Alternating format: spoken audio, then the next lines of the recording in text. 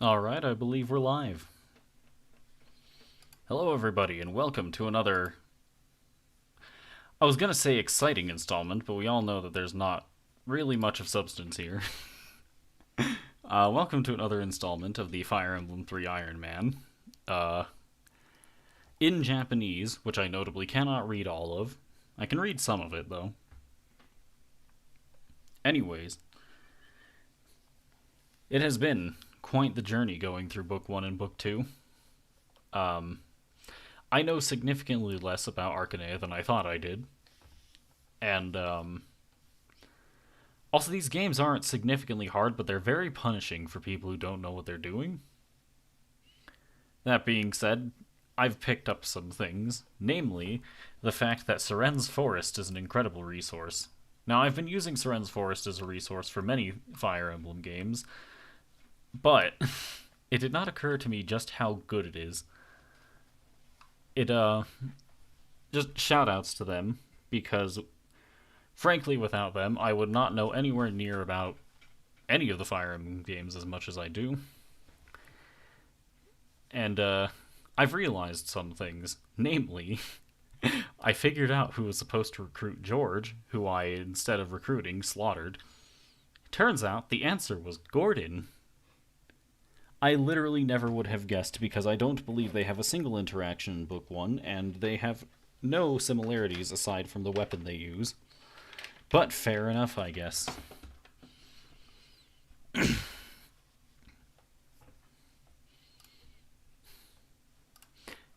This has been a fascinating series, I must say.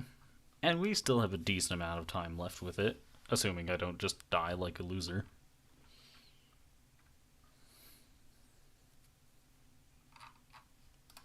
Either way, I believe it is time to switch to the live scene just a bit early so we can see the kinds of units we have access to and will have access to soon enough. So, right now, at the top of our list, we of course have Marth, Sirius, and Palla, who have been absolutely instrumental for this run. Cecile and Castor have been pretty good. Aaron has been useful as well, with Linda and Sheeta also filling in that pretty good role. Navarre's done a decent amount. Yumina's frankly been a lifesaver, but not quite to the extent that I was expecting. And Luke did some stuff early, but I'm not sure if he's doing more stuff anytime soon. Ubello has been okay, Julian's been a thief, and Wendell's been an absolute lifesaver. Gordon and Draug did stuff early on, but were dropped pretty quickly. Kane I haven't used since his recruitment. Samto I don't think I used at all, and Kane for that matter either. Bontu I don't think I used at all, and Minerva was recruited last chapter when there were no enemies for her to actually deal with. With that said, we cannot forget that we've lost, I believe this is 10 units so far, being Warren, Sheeta, Marisha, Ryan, Mathis, Ogma, Rhodey, Ricard, George, and Fina.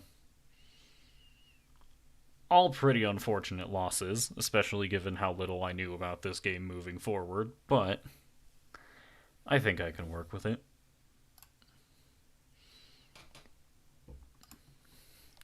FE3 has certainly been an experience because there's a lot of really funny stuff. It can either just be completely broken, or it can just obliterate you in ways you weren't expecting.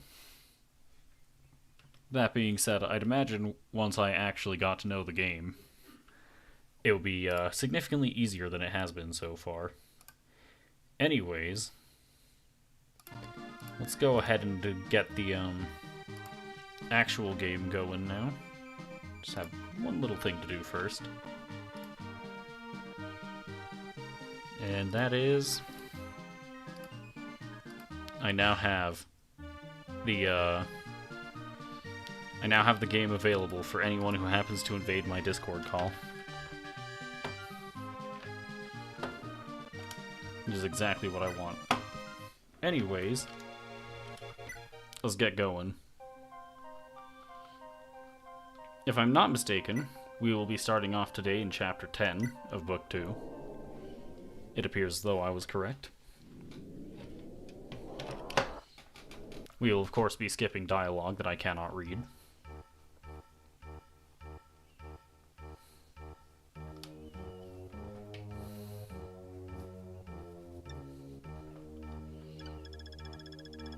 Alright, looking at the map, I have no idea what's up with these chests in particular.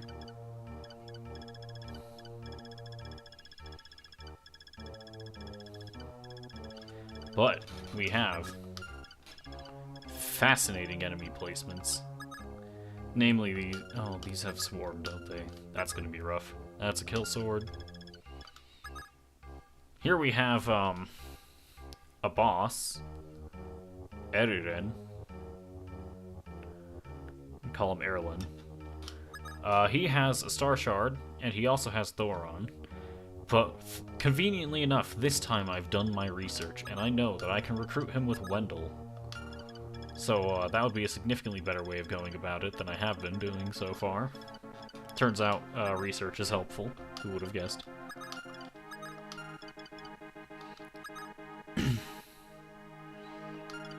I thought those were heroes, but they're just basic mercenaries, I think. Anyways, there's a lot of magic on this map, so that's going to be fun to deal with. I'm not 100% sure how I'm going to get these chests, but I want them. And, yeah, that looks good to me. So the units we're going to bring are probably going to be Linda, Julian, Palla. Maybe not Palla, hold on. Let's see, we want Castor even without his mount. Probably. Wendell, Ubello and Yumina, Navarre. Alright, do we have anyone else worth bringing? There's Minerva. Alright, let's check our mounted unit stats, actually. Palla's still probably just about the best we've got.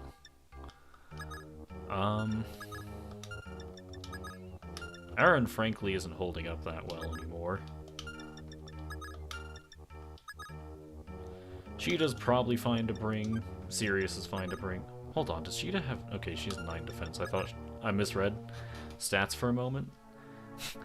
She has 16 speed and weapon level, and then 12 luck. I thought she had 12 defense for a moment. Nope. Sirius is just fine on foot. Wendell's got some stuff going for him. And I guess Cecile's fine to bring, too. We're gonna go and bring her as well. I think that's everyone I can bring. Yep, that's 12. So what we're gonna do... Actually, let me compare Minerva to Cecile.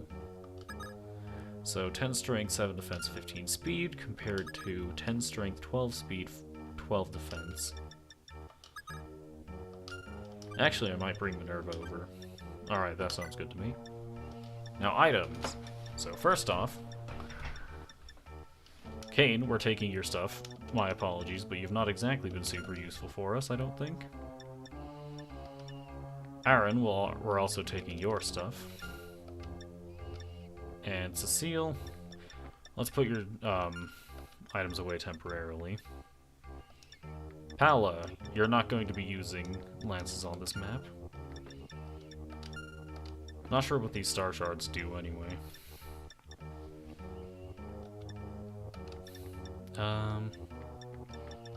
Cheetah needs to put away her swords as well.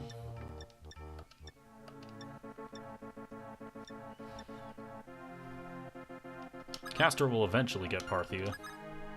I just need to give him that scroll that he currently has in his inventory. Who has stat boosters? Martha's the member card. Julian has a stat booster. Wouldn't want that to be lost. Hold on. Let's see. Castor's weapon level is 11, and to use the Parthia... 12. That is very fitting. Funny how that goes, isn't it? Anyway, let's see what other swords we have for people. That's a steel sword. And killer sword. Cheetah can also get those. Or if she can get a steel sword. A thunder sword, I guess. Minerva's probably going to be fine with just an iron sword. Would like her to have access to more options, though. Dragon Killer's not going to be particularly useful here. Does Wendell have access to any tomes I might want to give him? Better question, do I have any tomes to give him? There's Elfire. Ubello can get Thunder, I guess.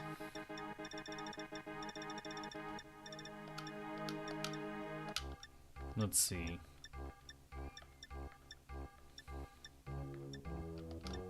Does anyone else have awkward staves I don't want them to have?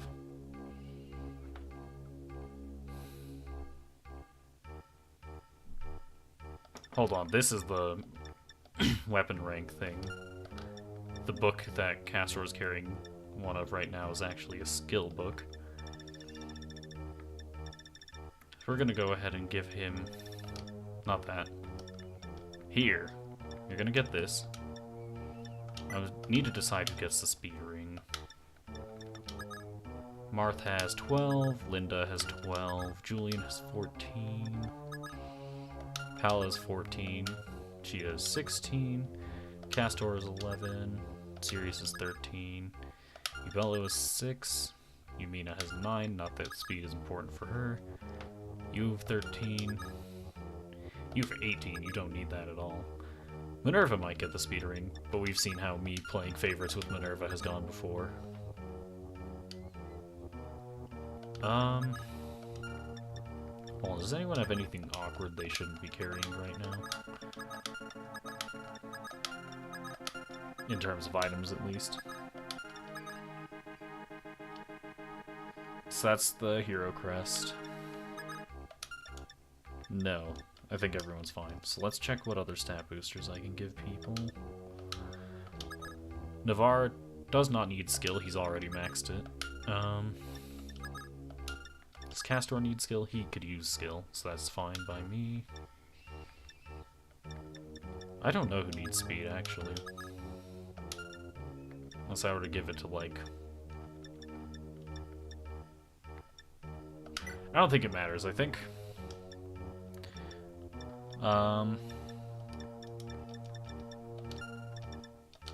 Sirius does not have access to any more swords. Everyone has a sword that I think I want them to have is the problem. That being said, Sirius will probably be fine with an iron sword. So I think this is a good a time... Wait, no, I need to check staves as well. So people who can use staves. Yumina... She's going to get access to... Well, she can't use, Hammer. I don't know... I can read that name. That's Marisha. I forgot. I don't know why I was muted. I was gonna say, oh my god, this popular Twitch streamer with 1 million views, TJ. I don't stream on Twitch. Shit, you're right. I fucked up my joke.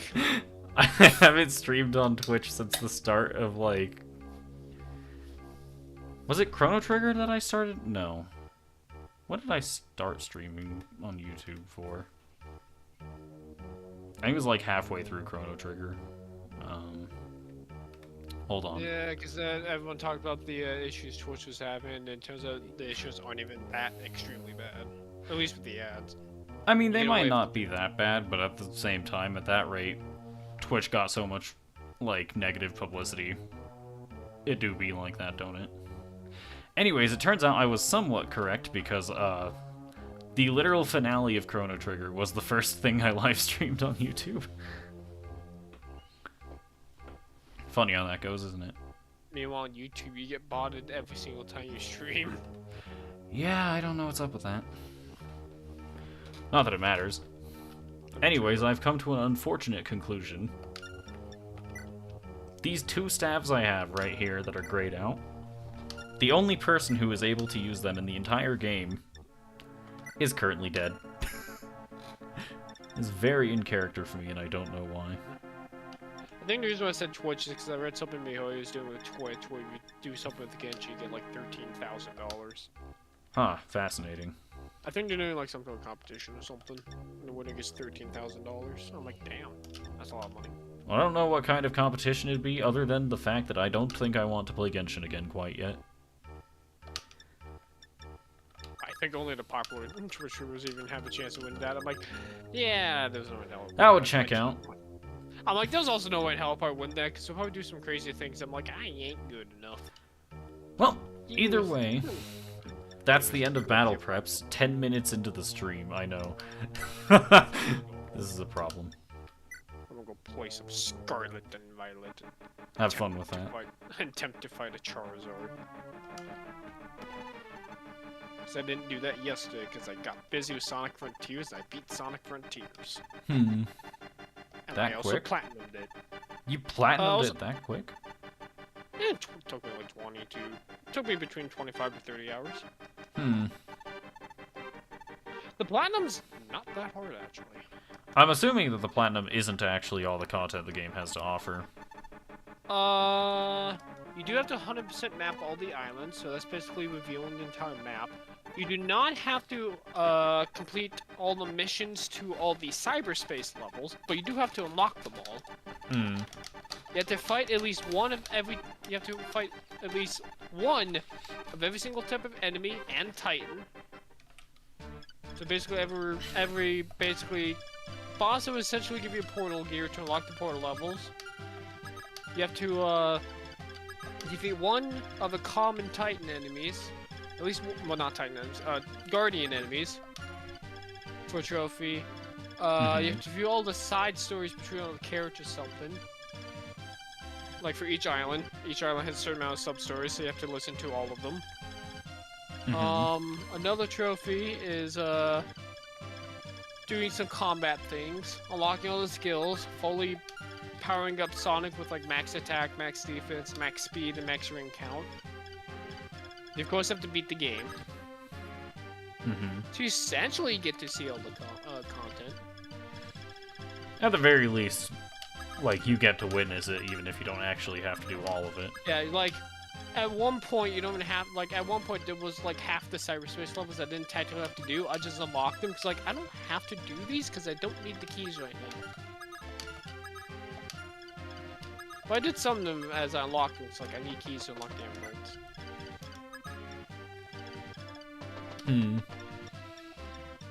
You have to catch all the fish in one specific area. You can choose any of the 4 fishing spots there are. The late game one's probably the best one to do it in, just because it gives you a shit ton of fish tokens, and fishing in that game is broken. Checks out. It's how I maxed out Sonic's stats. I just bought the things I needed to increase his stats to max. Checks out. I'm like, it's here. I can fish. Might as well use it. The game keeps giving me the supposedly rare event every single island I go to, including the island where you spend 10 minutes on. I got the freaking rare event. I'm like, are you kidding me? What are my chances?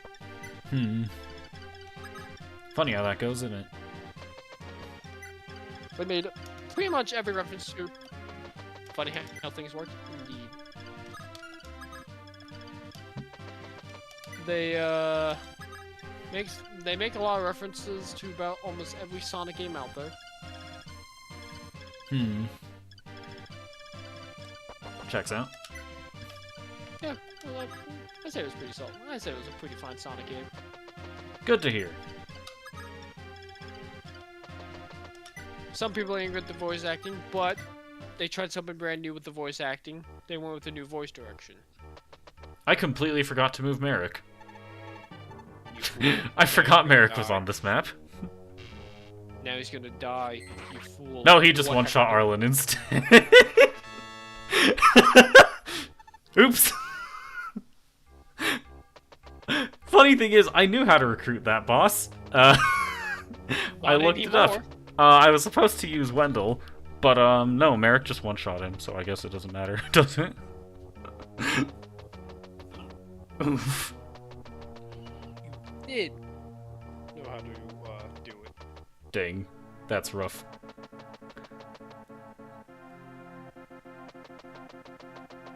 start of this new Scarlet and Violet update, I need to save my game. I also found out me and Joseph could actually potentially duplicate a shiny. Fascinating. Wow, these enemies just all run straight at you. That's definitely not going to get annoying.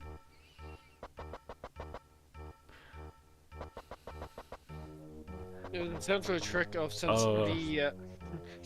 the shiny spawned by me and it was a shiny Goomba, not Goomba. Good old shiny Goomba. It was a shiny Goomy, so what was supposed to happen is Joseph's supposed to walk up to me, see it himself, he was supposed to engage in battle, I was supposed to save my game, and then close my game, relaunch my game, and then the shiny would be in my own single-player world. Joseph, if he didn't fail it, would catch it, and then boom, we both have the same shiny. Nifty. It's probably been patched, because the video I saw was 2 days ago, and this new patch just came out yesterday. Do you want to tell us what bugs they fixed? I haven't heard anything too major being fixed, because there's a lot of exploits to this game that people have found. Checks out somehow? Yeah. You can duplicate items. I ain't doing that.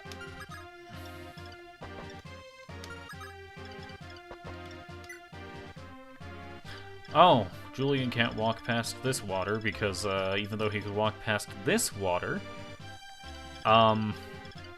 this water down here is notably not actually on the map. Oops. Oh well, not that it matters. I have a strong Pokemon, so I'm gonna see if I get lucky to randomly join people in a Charizard raid. Alright, anyways, I think the best course of action here is going to be having Wendell, use the Magic Shield Staff on Navarre. Navarre! Wendell leveled up. I have no idea what stats he gained. Anyways, now comes the math. Alright, this guy does 10 damage total, so I don't think I'm very concerned about exposing Wendell to him. That's Fire Tome. That's an L-Fire Tome. That's Thunder, Thunder, Fire. Alright, L-Fire is definitely the guy who needs to go down first. So, we're just gonna get rid of him. One shot with the Steel Sword, not bad at all. And Navarre has leveled up. I have no idea what stats he's gained. That's gonna be a very common trend in case it isn't obvious. And has been so far, even. None of the Paradox Pokemon There's so many mages on this map. I mean, I knew that, but come on. I don't actually know what any of my people can do against this many mages.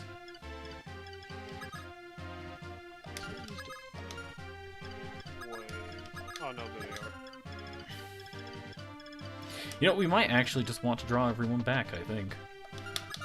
I'm not seeing any other options, really. Let's see what old Pokemon they banned from the Season 1 rank.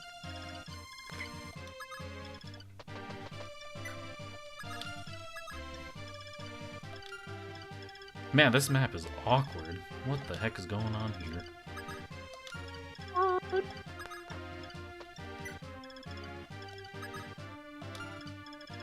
We're gonna put Castor here on the off chance a mage decides to attack him. And everyone else will retreat.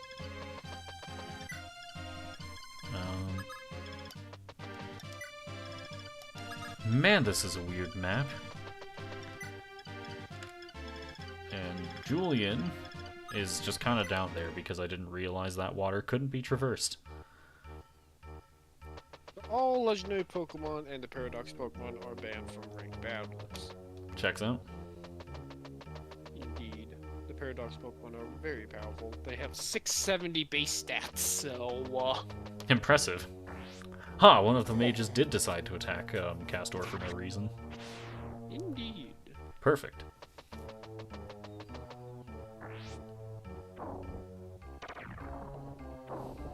Now Wendell just casually obliterates.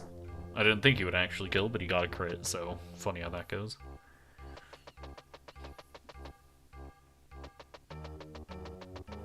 I have no idea who to put on this choke point. Still gives you 380 Pokemon to use. You really didn't ban that Pokemon? That's impressive. All the mages are going to this one bishop. Heal us, Bishop! Or all the priests, I meant. The clerics. This bishop got stabbed by Marth, and now there's nothing that anyone can do about it. Because they're all out of range. With that said, I have no earthly idea how I'm going to get anyone out of this situation on the left-hand side. Wendell's gonna get attacked by this mercenary, but that doesn't matter because he's just better.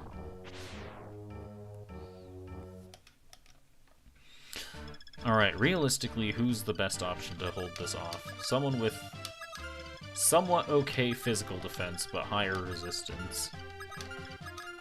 And the only person who fits that description is, someone with the barrier staff, because I don't think anyone else would be able to do this. So we're gonna go ahead and barrier up Minerva, because she physically can't be damaged by the physical enemies. We're gonna Team up to take on the 7-star Charizard raid. Oh boy. Marth's gonna go ahead and eliminate this, this bishop. That's one less enemy with Siege Tome. Now. Wendell's gonna go ahead and use Magic Shield on Minerva.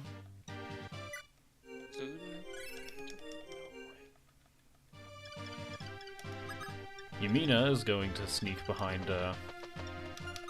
this choke point, as is Sirius.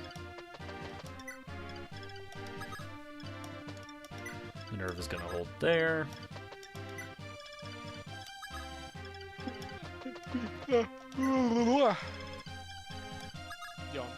Merrick's just gonna hold on to the throne until Marth gets there. Which, all things considered, might be happening pretty soon. Anyways, then the next course of action... Wait, what? So how's been your day? It's been alright. Nothing really of note. Next course... Cold as fuck today. Wait, what? So mine's cold as fuck today because the wind decided to be extremely aggressive. It's been surprisingly warm where I'm at recently. Like, it shouldn't be this warm. It's genuinely I'm concerning. gonna assume because of wind chills right now, it's probably like -20 feeling outside. That's rough. It is cold.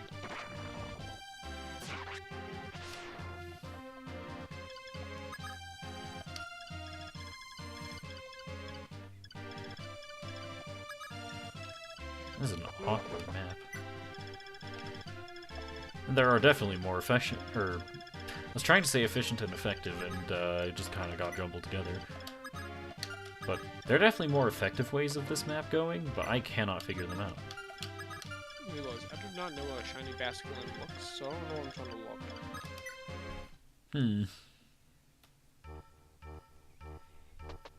Other than a horde of them trying to go on land to chase me. Oof. They fortunately enough stopped. They cannot chase me on land. They're not like Magikarp, who will flop towards me.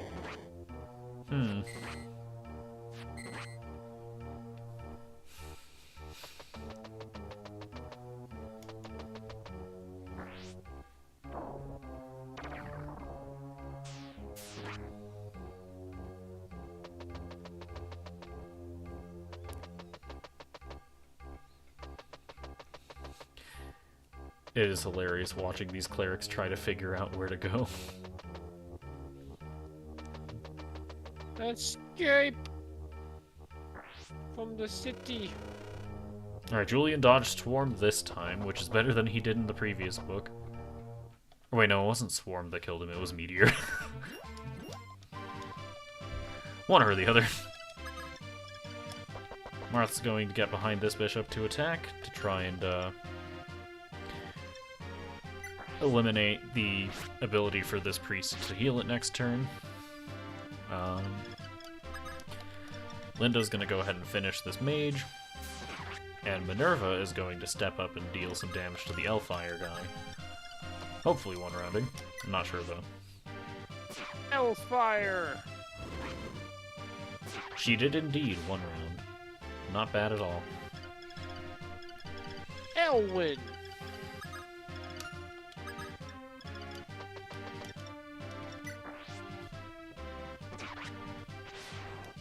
Castor gets a free pick on that mage.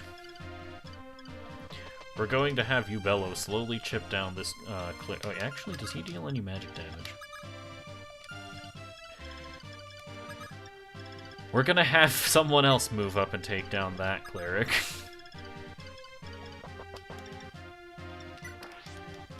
Meanwhile, Navarre is just gonna keep carving his way through the peaceful, completely unable to attack enemies' ranks. Definitely not war crimes. None of those in Fire Emblem. And I don't really think there's anyone super important to move, so I think that's it for this turn.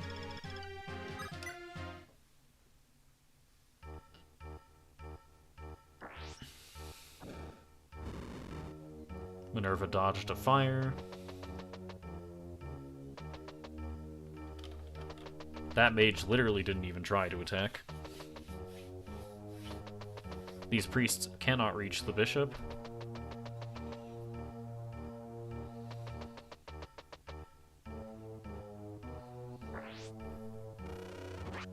Swarm finally hits, and it hits Castor, who's in no danger whatsoever.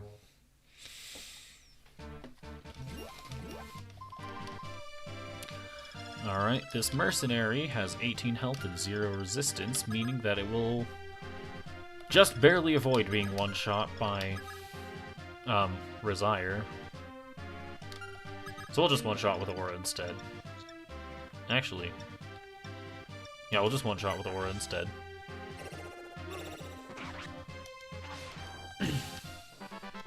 Linda leveled up. Not sure what stats she gained. Minerva's once again going to deal with this mage. I'm going to help you with the most important information. She gained stats. I know, right?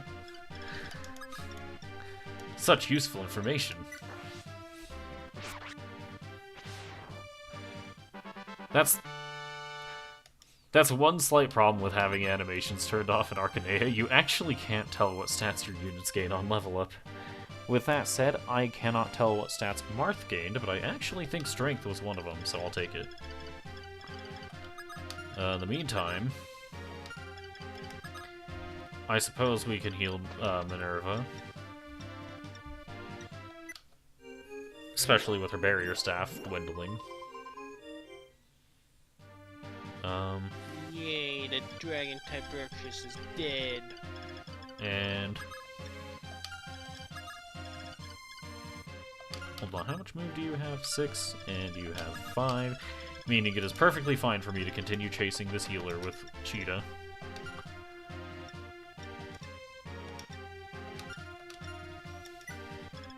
In the meantime, Navarre...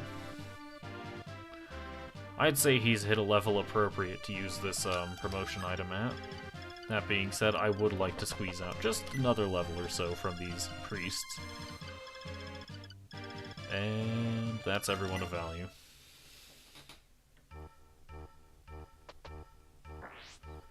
That's everyone we deem important.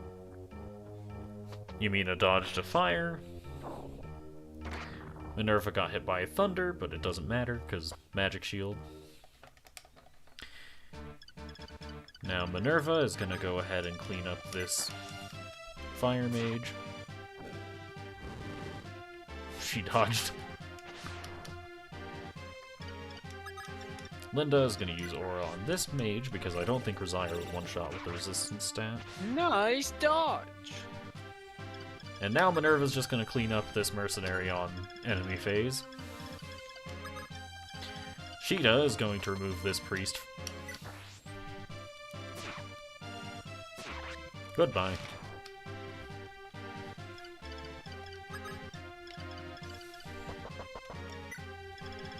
Navarre is going to deal with these two.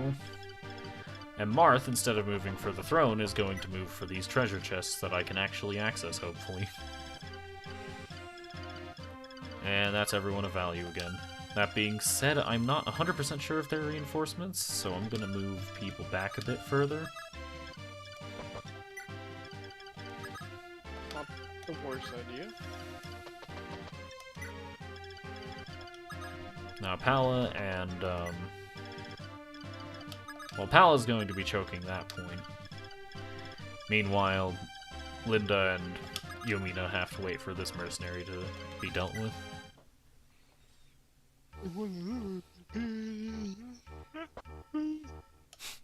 This mercenary knows he cannot damage Minerva, so he simply gave up. Frankly understandable. No. I can't win. You know what, just because of that, we're actually going to give this to, Lind instead. Can she one-shot with Resire? She just needs 18 might. She did not gain magic on that previous level up, so we're just gonna use Aura again.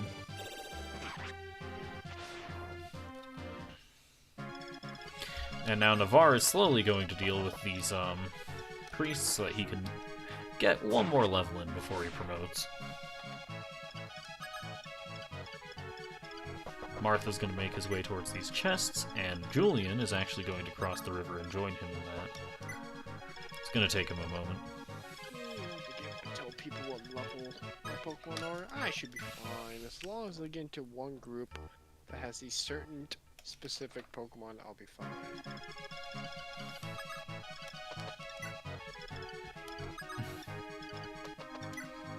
Alright, and now at least in theory I should be somewhat relatively safe from any reinforcements. In theory.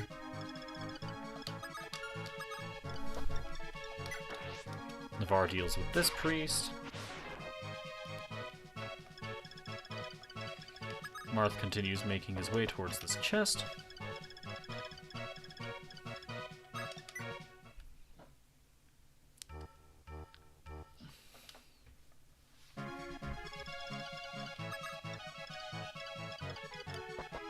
Navarre continues defeating priests as part of his training. I cannot read what that staff is. Woksh? That's like Wu-O-Chi. I cannot tell what that's supposed to mean.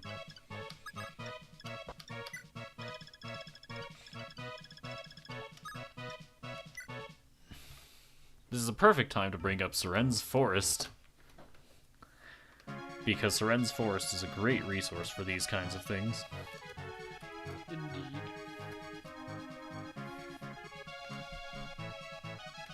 Alright. Mystery of the Emblem. Marth's just gonna open this chest as well, actually. And receive 10,000 gold. How nice. Now... Staves...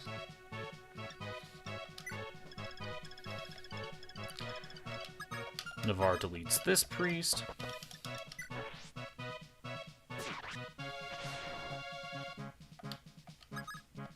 Alright, he needs more XP to promote than that one priest will give him upon closer examination, so it doesn't matter. Anyways,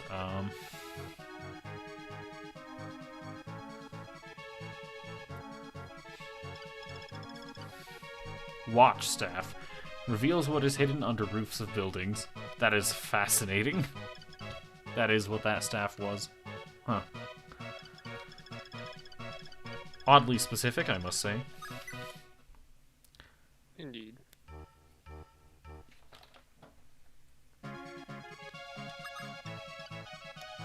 Anyways, now Marth has to slowly and arduously walk to the throne. Pretty standard for him. Ground types aren't weak to fighting. How do I keep forgetting about this? Rock type? That's my only guess. Yeah, I keep thinking ground shows the same weakness as rock with fighting. They nobly do not. Understandable. Alright. Harass while you're poking to stop for after if. Well, either way, I think we've delayed Navarre's promotion long enough, so we're just going to go ahead and do that right now.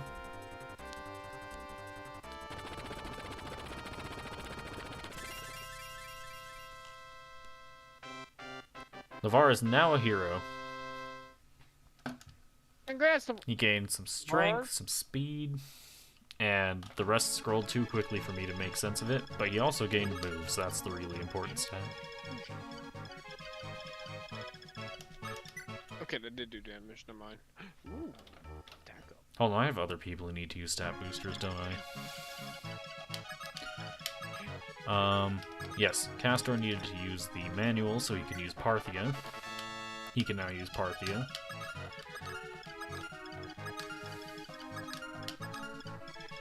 I don't think I gave anyone else any stat boosters. Doesn't look like it. Now Martha's one turn away from capturing. That is very, very in character for me.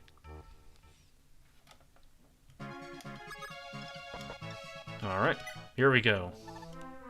We have seized.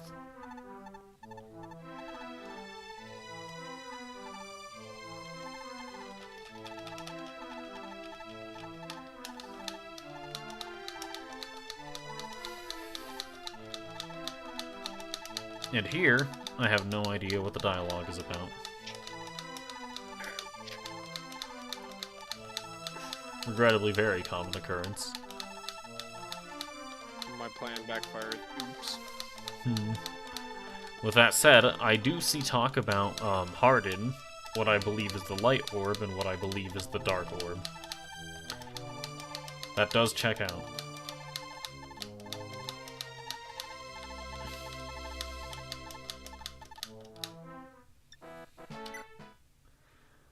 Well, either way.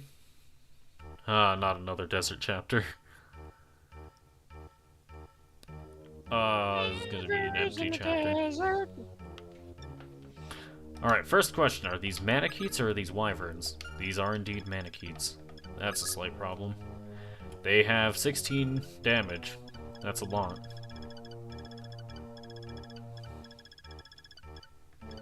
And these are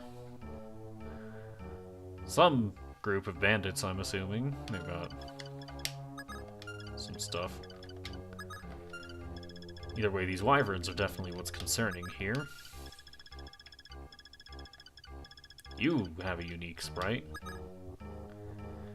That's Berserker. And you have Master Sword. Fascinating. The Master Sword? Oh my god, I didn't... He stole Link's weapon. Apparently.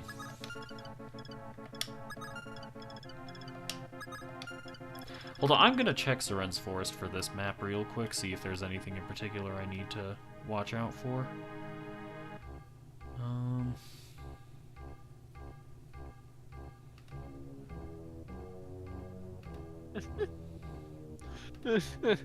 Oh, I like this raid I'm in. This is map 11.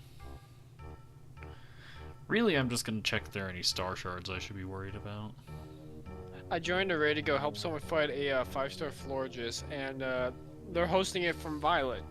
All the people they're playing with is Scarlet people. Checks out. Anyways, conveniently, I don't actually believe I have to worry about any star shards on this map, because there are none for 11. Thank you, Seren's Forest. I appreciate your assistance. Oh, please, bro. Don't reset the internet yet. Apparently the internet crashed on, but didn't crash on me, and I hope it's not suddenly playing resetting it, because I'm in the middle of an online thing, and I can get banned for a little bit. I can get banned for a little bit if you would do that. Oh. Can they not have that activated? Oh, that did shiz for damage. Well, time to do inventory management, because I had to remove everyone's lances and equip them with swords for the previous map. Thank you, dismounting as a feature. I appreciate having my setups completely destroyed because of you.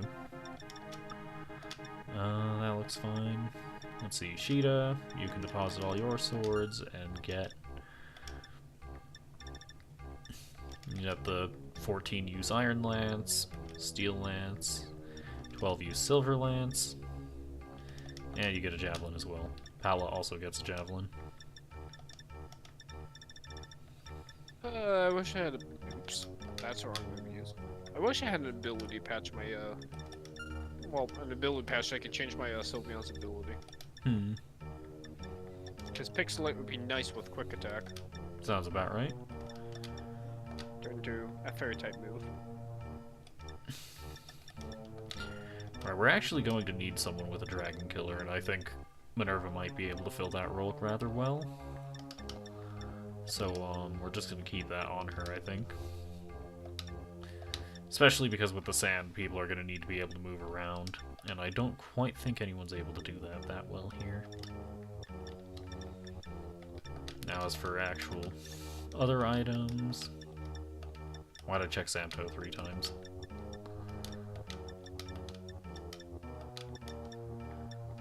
So I think we're gonna want mages and flyers because this is a desert chapter, and if I know anything about desert chapters in Fire Emblem, it's that they're painful. So this might be my best option. Like, this might be the team. Oh, wait, no, fuck! Oh, shit. We're gonna deposit the watch staff. I keep forgetting about that. Oops. I keep forgetting my Sylveon's actually not a Fairy-type Terra. Lind is going to be receiving a... Hold on. So she has 13 speed. Who's most wanting of the speed ring? I actually think it's Castor, so we're gonna give Castor the speed ring. Linda's gonna get her promotion item.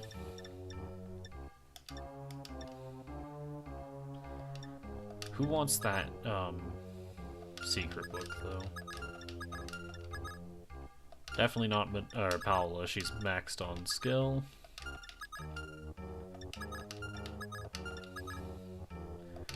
Definitely not Navarre, for the same reason. I think Minerva could use it, so we're just gonna give it to her.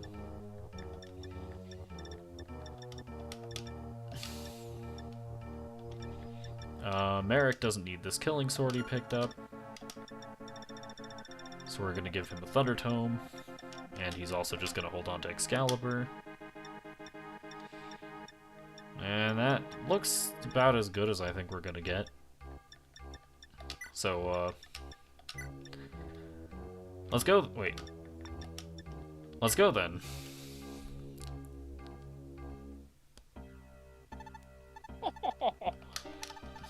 No fucking way. We actually pulled this off. How? We had like no time remaining. I'll fucking take it.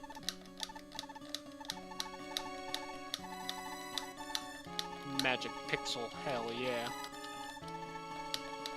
Nice.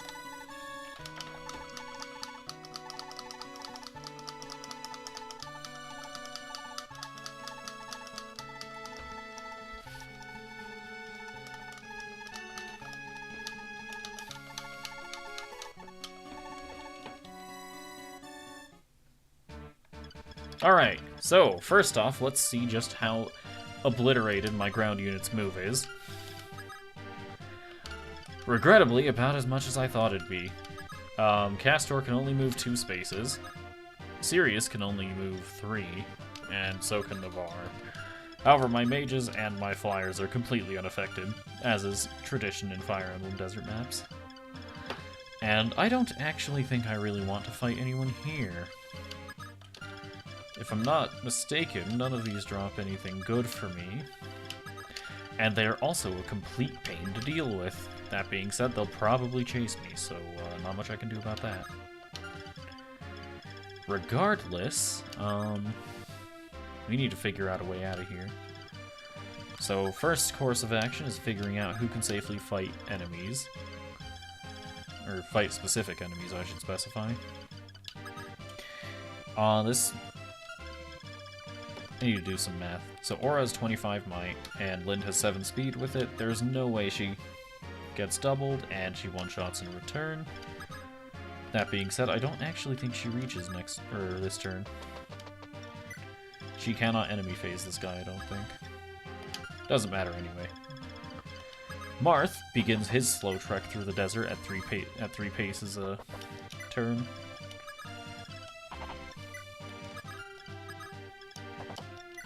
And everyone else accompanies, including Wendell, Ubello,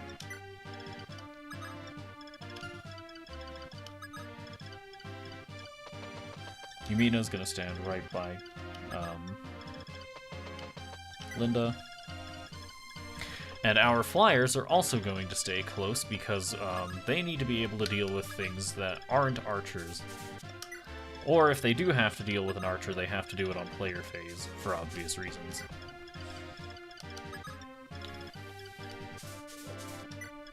So this seems fine to me. Archetype Mimikyu. Fascinating. I guess I should say a Dark Terror type Mimikyu. Fascinating. I'll catch Wow, that was an eventful enemy phase. I'm so glad it took that long to... This is frustrating. Anyways, Linda isn't going to actually have to worry about whether or not she one-shots, I don't think. Because, she's not going to get attacked. There's definitely a map where I want Linda to get some experience, especially given... Not only did she just level up, but she's just about ready to promote as well.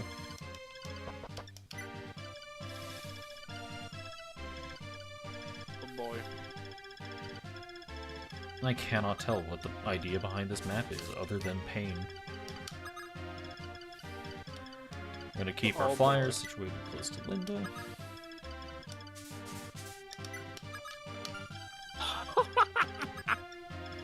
You alright there? That's amazing. Nothing like watching a belly drum Azure and Muriel one-shot a terror raid. Pretty standard for Azumarill, actually. Yeah, Azumarill, Iron Hands, and like 1 or 2 other Pokemon can practically, with the right setup, can one-shot almost any terror raid. Checks out. Yeah. Having 2 of them on your team equals extreme death. Uh-oh. Wait, I'm fighting Steel as well on her. Fire Emblem, why? Fire Emblem, yes. It just doesn't, like... Fire enemy phase is taking so long, just... Excuse me a moment. Enemy phase is just taking so long despite the fact that nothing is actually moving. Oh, don't tell me we're gonna fail the Mimikyu now. Come on, So I think the answer here is to put Linda in range of the bow user, but not in range of this Manakee for obvious reasons. And that Manakee is going to be Minerva's job to deal with, because she has the Dragon Killer Sword. This is also a perfect opportunity for her to use the skill book stat booster. I don't think anyone else has stat boosters, though. With the exception of Linda having her promotion, but I don't really think that counts. Speaking of, this is a steel bow, she's perfectly fine. She's going to live a hit regardless of any defense stat she has. Oh yeah, the Mimikyu's definitely dead, considering my fighting type move went from being super effective to being has no effect. This thing is dead. Oh yeah, I'll catch this Mimikyu. It could come in clutch at random moments. This might be a chapter where I use the rescue staff. Not out of necessity, but out of wanting to just get out of here.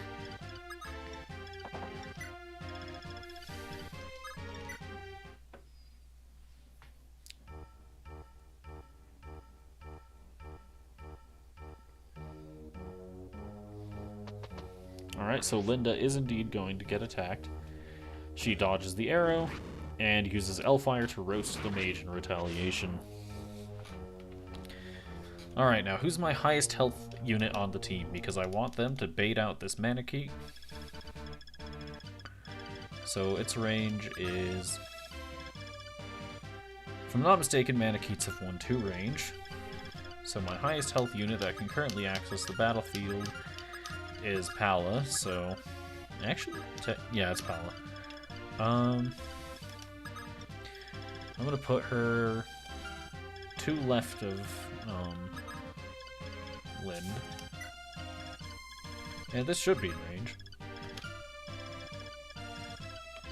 Yumina and Wendell are gonna prepare to heal. Minerva's gonna prepare to strike.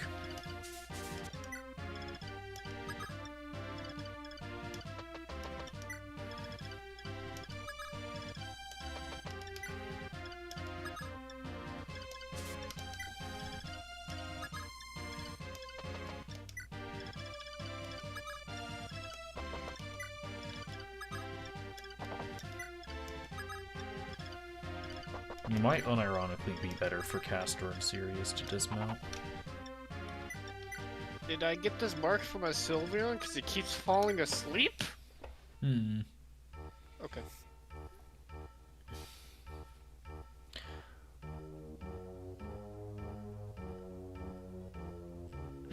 Alright, so you are moving. It's just taking you a moment.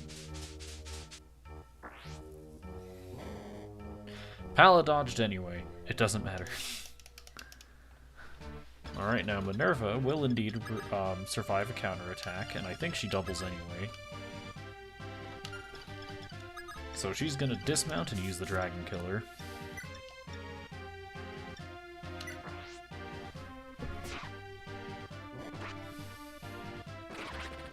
Not who I expected to have to heal, but fair enough, I suppose.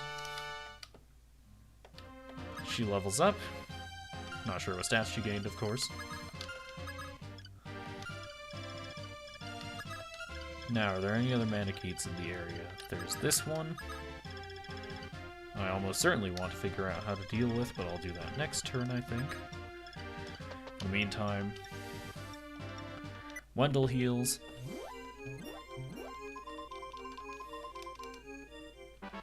And levels up. Nice. Should probably stream open for when you get invaded. Thank you. I appreciate your readiness. I think I'm actually going to have Sheeta deal with this flyer on player phase next turn. In the meantime, I'm going to do a very similar strategy next turn where I use Pala to bait and then Minerva to kill. But that's going to have to wait because Minerva needs to get mounted so that she can actually move. God, I love Fire Emblem Desert maps. Sirius is not moving any further dismounted as he is mounting. Castor, on the other hand, might actually have a benefit here.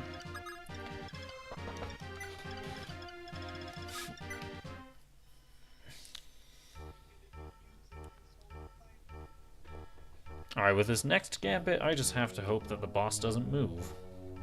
That being said, there have been like 3 bosses this book that have moved so far. So I can't be 100% certain about that. Either way, the idea is Sheeta removes this hunter from the equation. I didn't do the calculation on that. That could have ended poorly. And now Minerva is going to move towards this next Manikeet that I have to take on. And we're going to go ahead and put Pala in that Manikeet's range. I need to find something to base my movements off of. Alright, so that Hunter.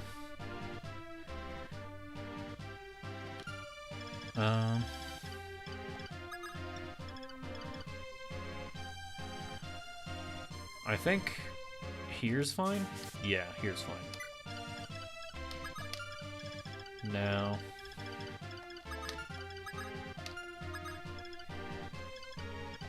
Yumina's gonna heal.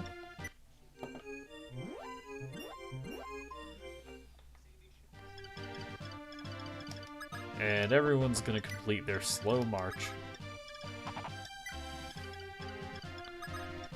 Castor did indeed benefit from dismounting. boy, am I lucky he's like the only unit in the game that doesn't need to switch weapons after dismounting.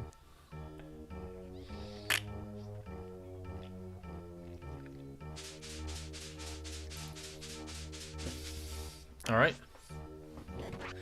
The Manakee did move as expected, and the boss did not move, so we're in good shape. Now that just means Minerva is going to dismount and use the Dragon Killer.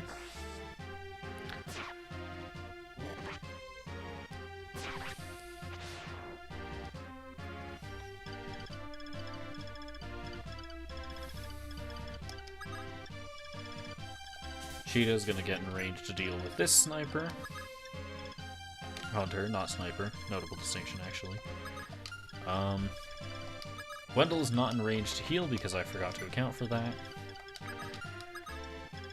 This Axe Fighter is not quite in range to deal with Minerva, but is much closer than I'd like him to be. And Yumina is just going to heal Paula.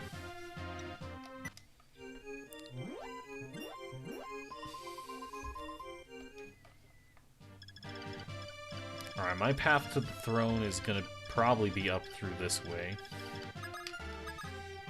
That Berserker is not going to be fun to deal with, but I'll find a way past him.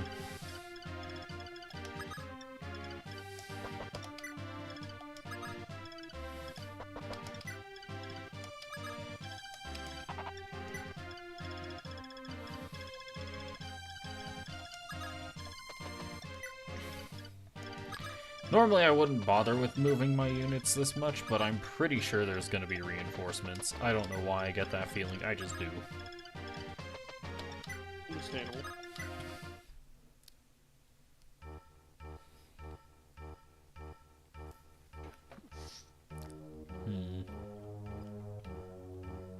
I'll be right back. Alright.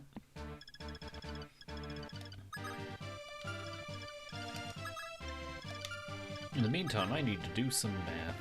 So these guys do 21 damage, have 70 hit.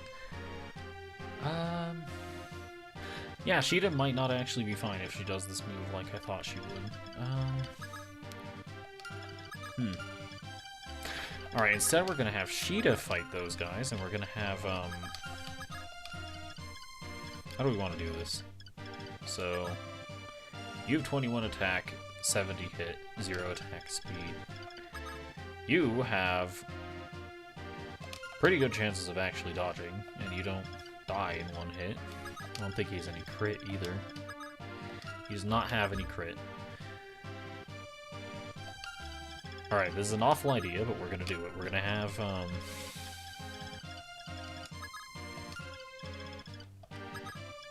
Linda's just gonna tank this Axe Fighter. Brilliant plan, I know.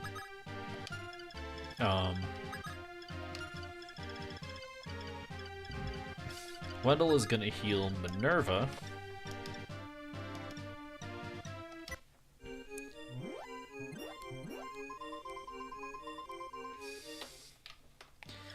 And Sheeta, along with side Pala. Alright, can I prevent any of these from attacking Sheeta? I can just delete that one, actually.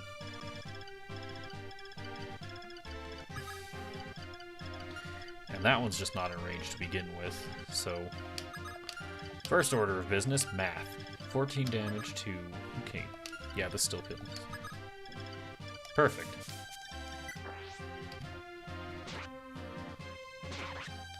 Not bad at all. Sheeta levels up, and next turn she'll be able to promote.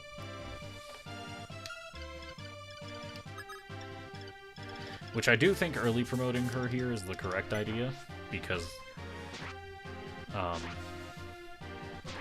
was a miscalculation. Do I have a relive? Miscalculation. I do not have a relive. That being said, 14 damage, 20 or 14 defense, 20. I don't think I healed her all the way. She doesn't actually take that much damage to these guys. Yeah, that's what happened. I was going to heal Pala with Yumina again, but it doesn't matter. She's plenty tanky enough.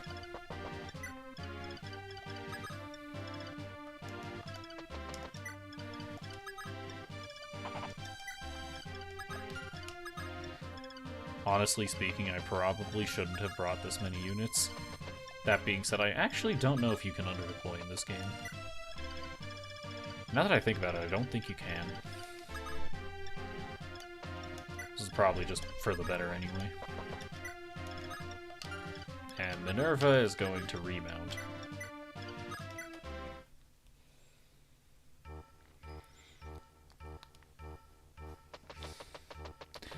Just as planned, Lind is going to attack this Axe Fighter. She dodged, so it's even better.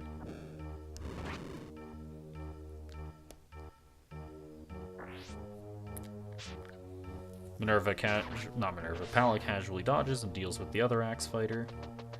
This one goes for Sheeta, just as I calculated. She dodges and does nothing in retaliation.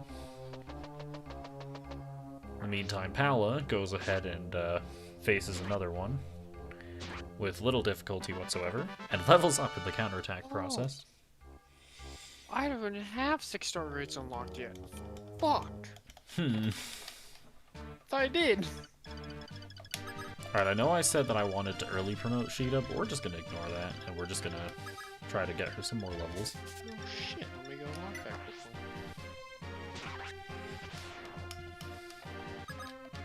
There's a decent bit more experience. I think the correct person to have deal with this one is gonna be... You do 20 damage, 10 defense. You just use a heavier weapon. If she doubles with the Steel Lance, then that's probably what we're gonna use. She still doubles with the Steel Lance.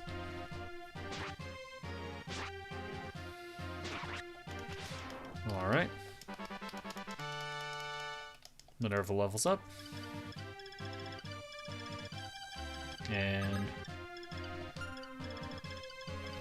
just gonna have Lind remove this guy from over here. Using an Elfire in the process. Level up, not bad at all.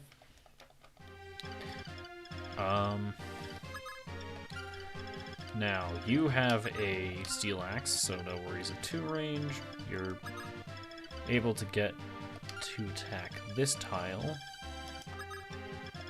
We're gonna put Pala right here, and have Wendell heal her with the Relive Staff.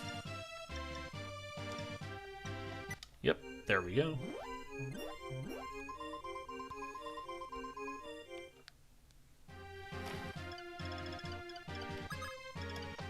And in the meantime, everybody scrambles to try and get closer to the action.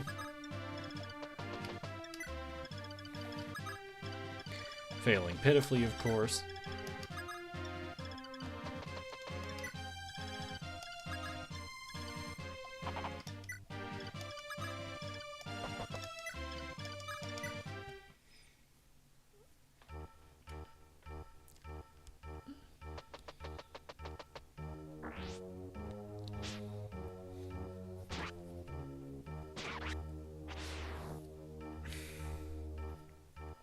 Alright. That mana keeps moving. This is not a great sign.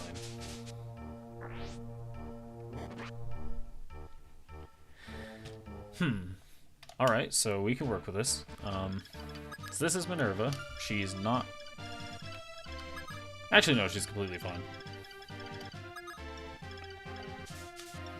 So, dismount and use the Dragon Killer.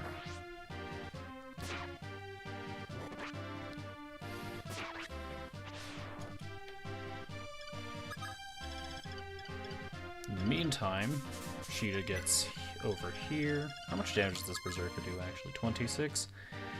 With 42 crit, that's a lot.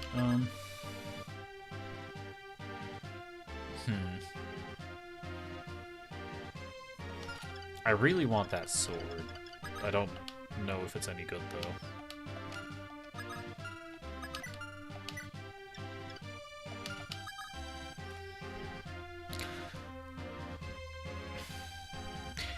I mean, it gives him 12 might and only weighs, like, 5? That's still, like, 40 crit I'm facing. I don't like that. Who's my most qualified to take that guy on?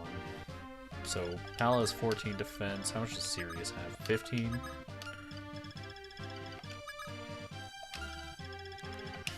Navarre has 14. How much does Minerva have when mounted? You use block.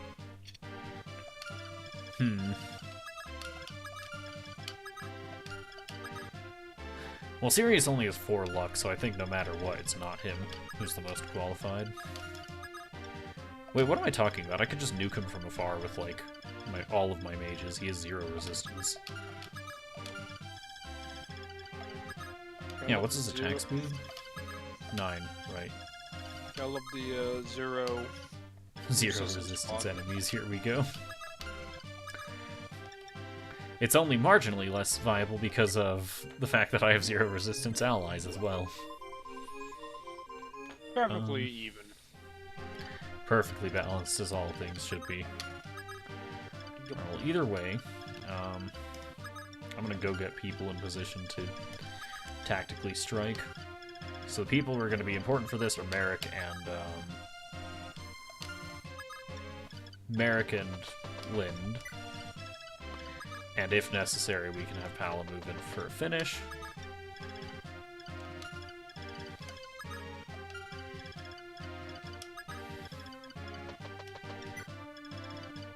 Alright, that's about as close as matters. Now we're even going to position Ubello close enough to chip if he needs to.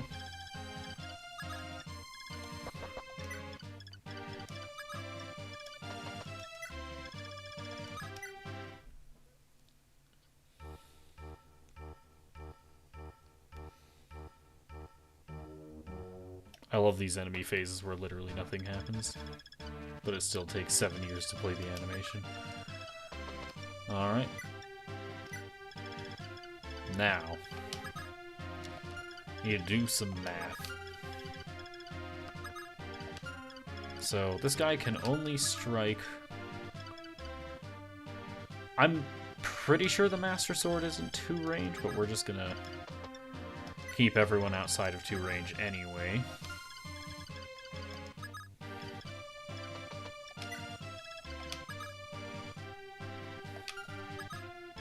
Sheeta's not super qualified to land a finishing blow, but we're going to move her in position just in case anyway. Worst comes to worst, she ships with a javelin. Damn, I just raised my special attack to have it fall. God damn it. Oof. I get hit by Moonblast and making it fall. Classic Moonblast maneuver. That said, It was after 3 nasty plots, too. oof. Oh well.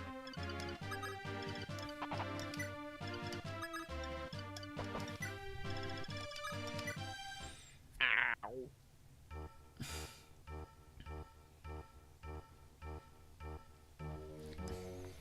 Alright. The plan to retrieve the Master Sword begins. So, if I'm not mistaken, the fact that it shows up in his items list means we will get it when he dies. So, first things first. Merrick's gonna attack with, Actually, he's just gonna attack with Thunder, I think. A crit! Alright. Now we're gonna have, Lind just attack with Elfire, I think.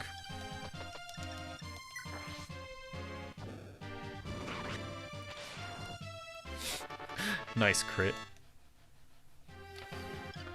In the meantime, Minerva is going to come over here and have Yumina with the Relive Staff tend to her wounds.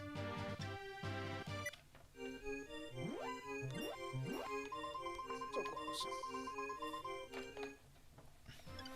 Alright. And how does Cheetah perform against this hunter? 4 defense, 20 attack, this will be fine. And if it's not, Pala's still in position to be able to do something. It's fine. Level up. And I do think Sheeta gained a point of strength there, so I'm going to be promoting her next turn.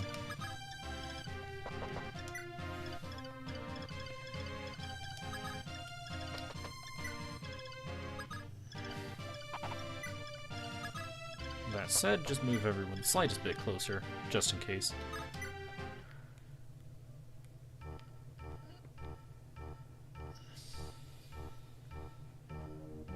Why are you moving?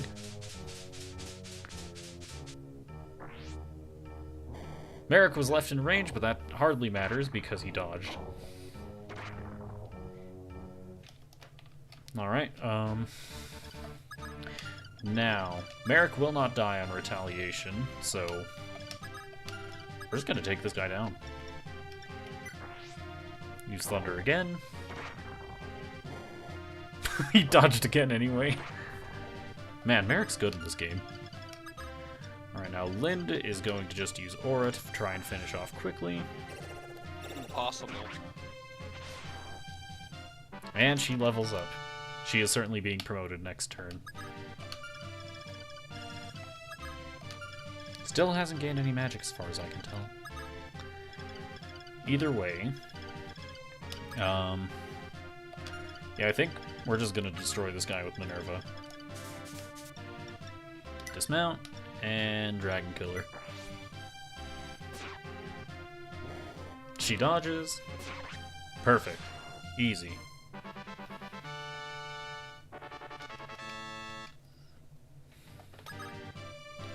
Not bad at all.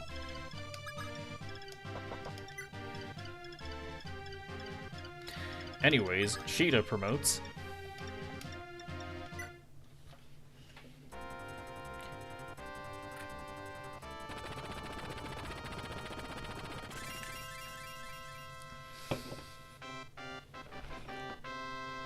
Alright. Let's see what she gets. 3 strength, and I can't remember what the rest of those stats were. That being said, strength was easily the stat she needed most, so I'm fine with this.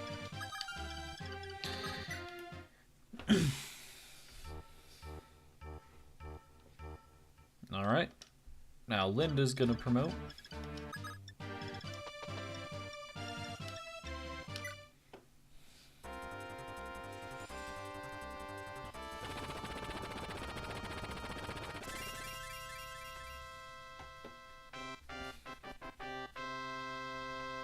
Alright.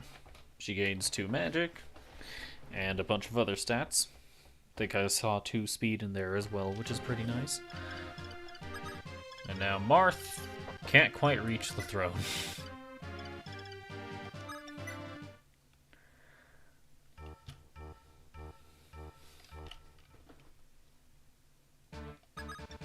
Ooh, someone out here flexing a shiny Garchomp.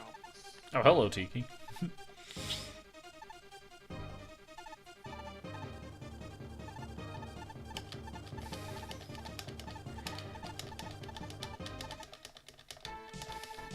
Ah, it's Shane. Got him. It wasn't actually Tiki. I love Shane. He's so funny.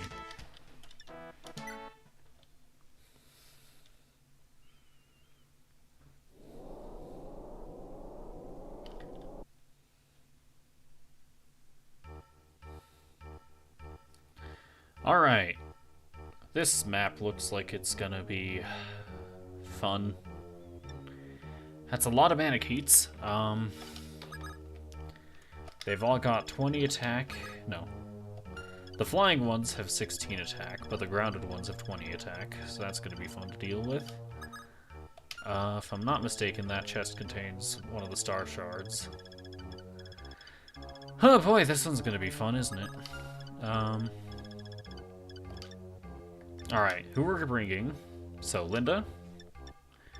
I think we need Minerva for this map because of the Dragon Killer. Oh, do I not have another Dragon Killer? I might not. We're gonna need Navarre. Probably gonna want Pala, Castor, Wendell, Yumina, Ubello. Marth can deal with the chest because of the fire emblem. We're gonna bring Merrick. We're gonna bring Sirius and Sheeta, I guess. More inventory management because this game loves maps where you dismount. I hate... Why? Why do you do this to me, game? Alright. You two, you get those. You get a steel sword and an iron sword. Minerva deposits these. Gets iron sword and a kill sword.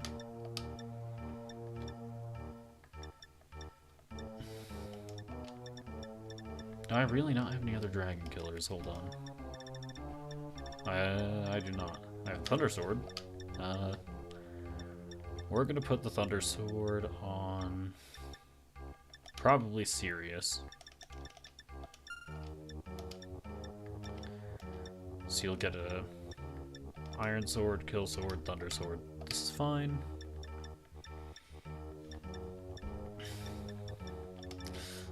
Linda deposits the Master Sword, so we can put that on someone else.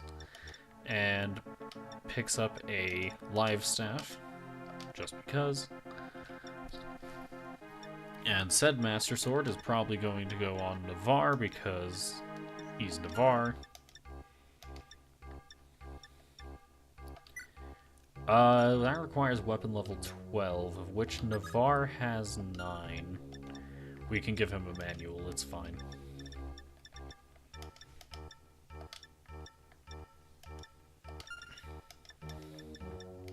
There's a manual.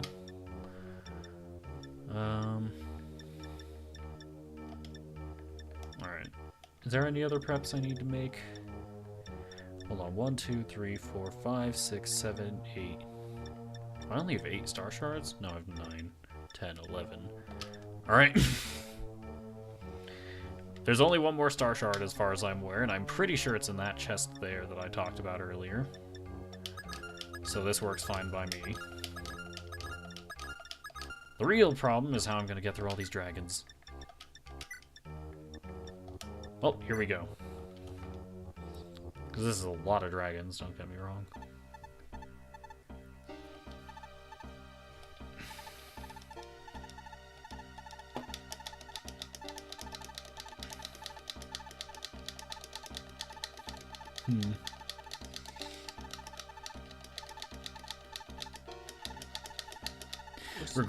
Look of that controller. It's great, isn't it? Hearing the mashing. Alright, how much move do you have? 7. That's gonna be fun to deal with. Alright, who's my most qualified to face tank dragons? Just the person with the highest max health, actually. Which is Sirius. Followed by Pala and then Marth. So, Sirius, Marth, and Pala. Gonna block off this zone. There only seems to be 3 flying dragons, which makes this significantly easier, I think. Everybody takes at least 1 hit, so we're fine on that front. Minerva's gonna rush forward. Well, I say rush forward, but stay behind everyone, really. Most likely, my mages are going to be invaluable because Manichees don't really seem to have have resistance. They have 5. Oh, do the flyers have resistance stats? 5 as well.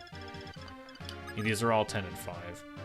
That's an Orion's Bolt on the boss. Not that I have any archers I need to promote. Unless I really wanted to drag Gordon back out of the bench. Gordon, come back! Funny thing about Gordon, I realized that I didn't actually bring him to the map I was supposed to, because it turns out he's the only one who can recruit, what's his name? George from the last game, in this one. So, unfortunate, but these things happen. These flyers are gonna slowly make their way towards me.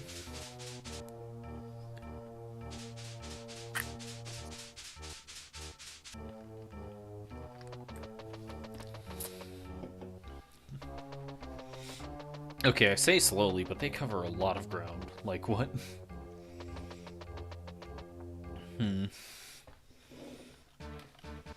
Alright, I need to deal with this in a safe manner, which, not possible.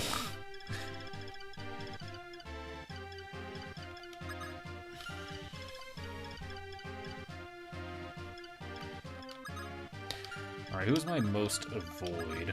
Because right now, it's, Pala. No, actually it's Marth, hold on. Well, either way, this isn't going to work. Hold on.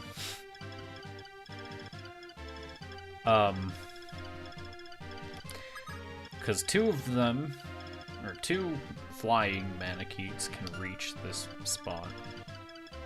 This is a problem, for various reasons, of course. Alright,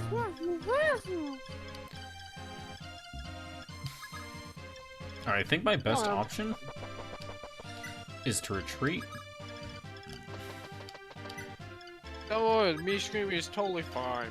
I didn't just burn myself with flaming hot cheese. Definitely not. Who would ever do that? Then he came flying out of a sausage.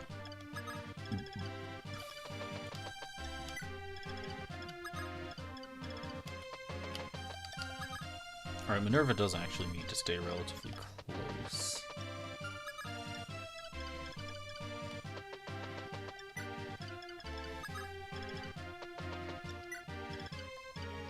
Now my plan here is I want oh, that's a Devil Axe. I want Linda to hold a point because she doesn't get one shot by the dragons, and she retaliates with magic, which they're far weaker to than physically defensive, so I'm not seeing much other option, much other choice. 3, 4, 5, 6, 7.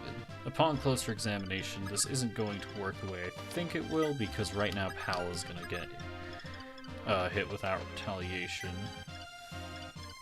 So this didn't work anyway. Dang. Oof. Unless it goes for Linda anyway. Nope, it's going for Pala. That being said, Pala dodges. Now for these flying ones, which are really the threat here, because I can't take 3 of them on the same turn, I don't think. Nobody on my army currently survives all 3 of them at once.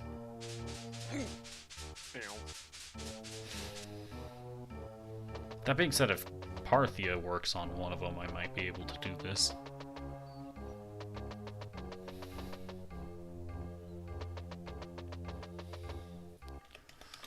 Ah, this is going to be troublesome.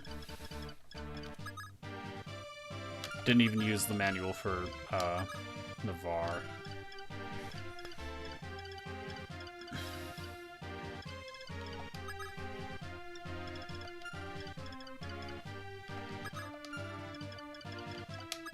Wow, this is troublesome. Hold on.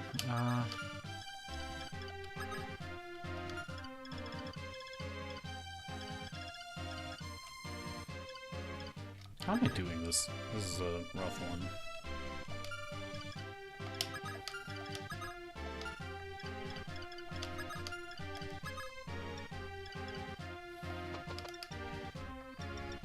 Alright, so first things first, I do think the correct answer is I need to use Parthia on something. Because this thing is like 35 might. Playing with someone who has the Charizard. Alright, crit. That's a level. Next, I need... I'm sad. Understandable. Someone has the Charizard. I can't even challenge it yet. I want my boy. It's the only way I can have my boy for a while. Well, the most important thing is that Marth doesn't die. That's the main objective here, really. Never used the speed ring on a Castor. What the fuck? Excuse me, what? Alright, a lot of people are actually carrying star shards. This is not great for me. What the hacking what the hacking person? The Charizard we get from the raid event is shiny locked. How does this person have a shiny? No idea. We don't have access to Pokemon Home yet. What?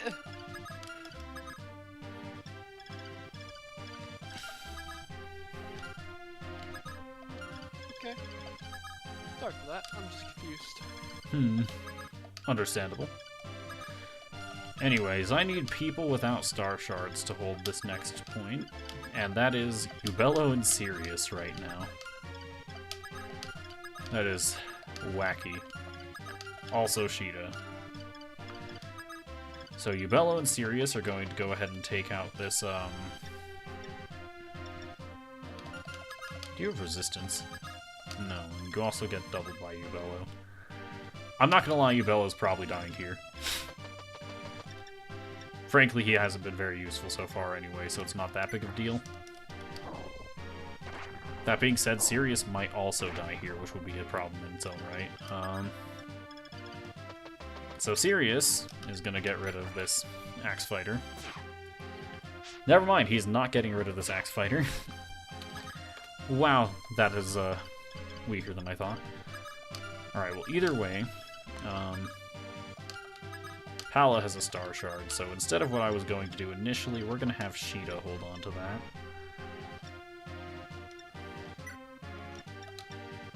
And Pala is going to be right here to take out the, Actually, no.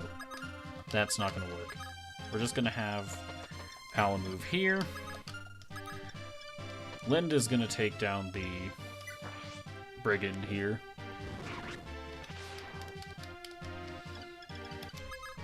Now we're actually going to have Minerva and Lind stand somewhere so that they might get hit by the flyers, because only one should be able to attack them from this angle.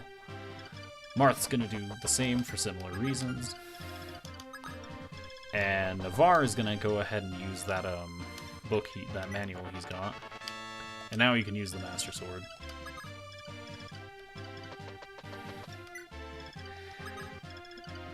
Alright, now Ubello might die here. And possibly Sirius or Sheeta. But in theory, only one of my units will die, because everyone else can survive two of these. Or no, can survive one of these.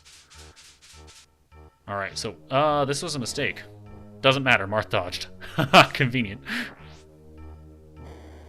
Marth dodged again, convenient.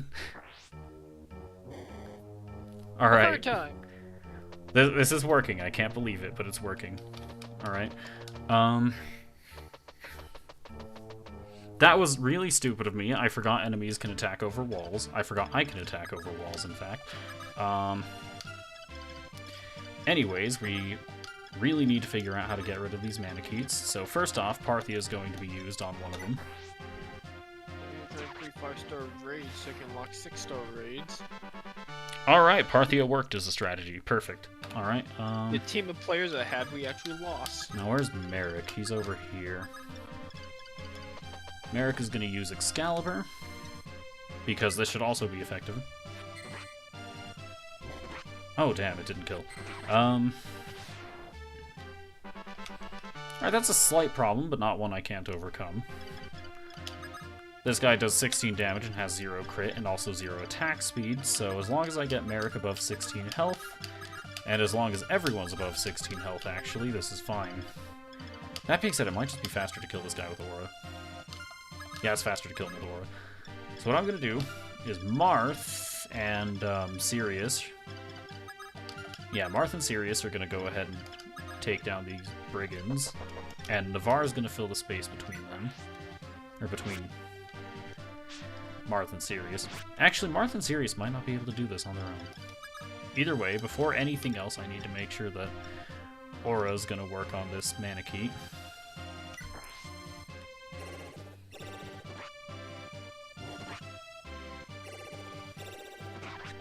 Alright, now I don't actually need to worry about anyone's health because there are no Manikeets in the general area. So now, that being said, we're still going to heal people. And the people who need healing are Merrick and Lind. So Pala's going to go ahead and take a swing at this guy instead of Sirius.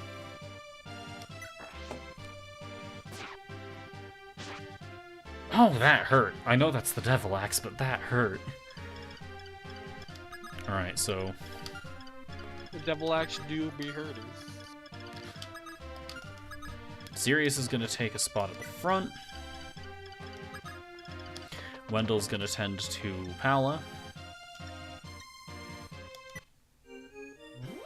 Using Relive.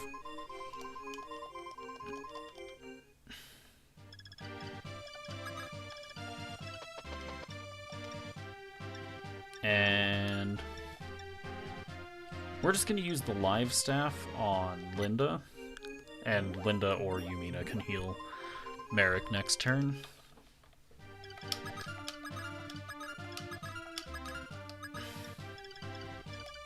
Alright, now nothing else should be threatening me here, so we're just going to go ahead and move everybody up. You're going to stand there, and Minerva is not going to take the front because she's carrying the Dragon Killer and I need that.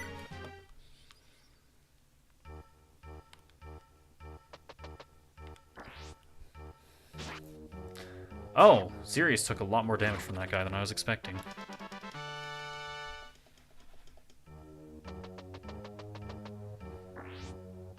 Right. Alright, he dodged. Something We're was good that. people. What is that guy carrying? I forgot. Another Psychic Devil Rain Axe. does that. These all have Devil Axes! No wonder. Oh. I thought the Devil Axe guy was an outlier, but no, he was the norm. Oh, those have 70 accuracy, and Sirius only had 18 dodge. Good thing accuracy is a coin flip. Anyways. So, next order of business, getting rid of the Devil Axe guys in a safe manner. So first off, we're gonna have... It's not like having fun. I'm having a great time. So, Merrick is going to use Thunder on one of the Devil Axe guys, the one that was injured the most.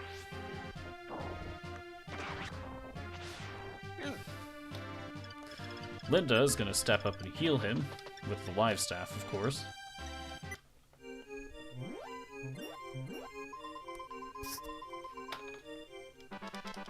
Alright, there's a level, not bad at all. Now, Castor is going to preserve uses on the Parthia by using the Steel Bow instead. One of these days I'll actually get to use the funny thing. Alright, who's damaged here? It's just Sirius, if I'm not mistaken. And technically Linda. So, what's gonna happen here is... Next enemy is this Manakete here. Do I have anyone who can bait that? The answer is Marth. Probably not my smartest idea, but we're gonna do it anyway. So now we can have Minerva standing close by. Make sure these forts are covered just in case they have some awkward reinforcements or something.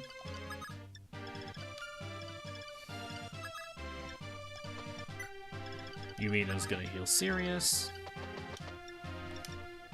Little Live Staff, he's probably fine.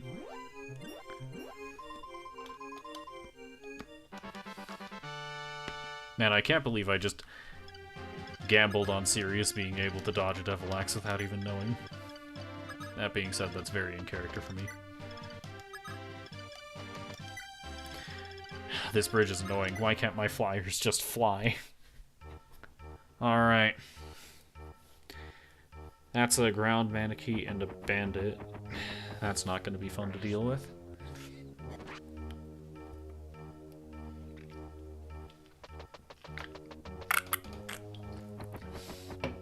Not Marth's greatest performance. He did get hit by a... He has 28 avoid, this guy has 80 attack. That's just a coin flip, actually. That's fine. Alright, so instead of actually, using the Dragon Killer, because I think I want to preserve that Dragon Killer's durability. What other options do I have? Parthia's an option. Aura's an option, but Lind would need to be healed first.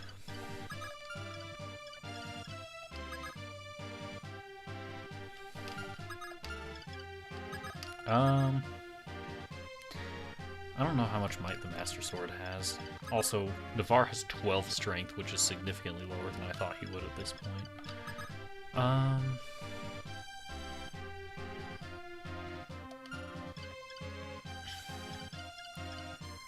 Alright, I think the play here is we're actually going to have Merrick chip with Excalibur.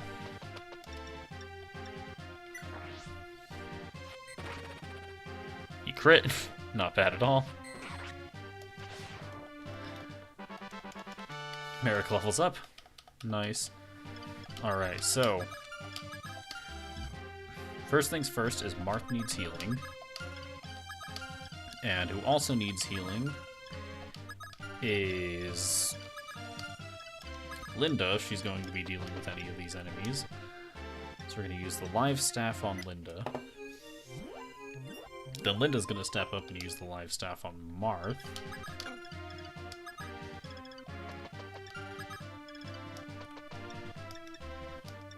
He needs healing.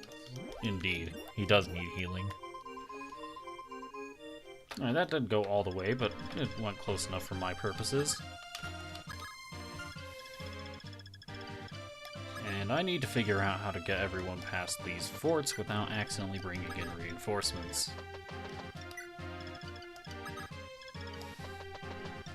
Also, Ubello's going to be worthless for combat on this map because 99% of the enemies kill him on retaliation. Alright, Wendell, I get the feeling, is going to be needed more than Sheeta.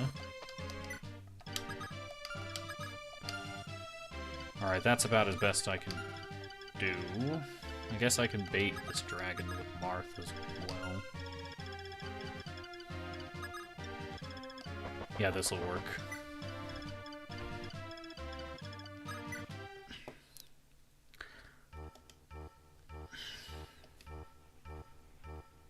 I hate not ambush reinforcements. I just hate reinforcements in general, actually. Marth didn't dodge that dragon either. Good job.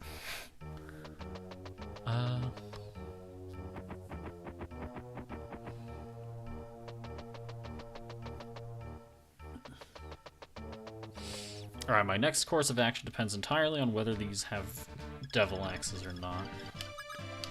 So, that's a Devil Axe, that's 70 accuracy, with 20 provided by terrain, and each of these having roughly 30. Do I have anyone with 30? Yeah, Lynn. That's not great, though. Alright, so with Marth having been injured by that dragon, it's up to... Merrick can't reach. Slight problem. Oh well, I think I have a solution for this. So that solution is not Ubello. I don't know why I hovered over Ubello. But Merrick is going to take point there. Linda is going to heal Marth with the Live Staff. And Marth is going to retreat 2 behind. Now, either he attacks Lind and gets Aura, or attacks Merrick and gets Excalibur. Either way, this is probably fine. Also, makes me mad that the Hammer'n staff is only usable by Marisha, who is currently dead, of course. So we're just going to use the Live Staff on Marth.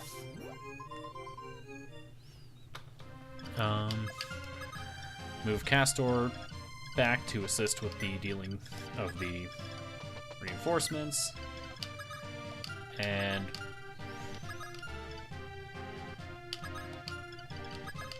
I don't know what to do with everyone else, actually. I'm just going to keep them here for the time being.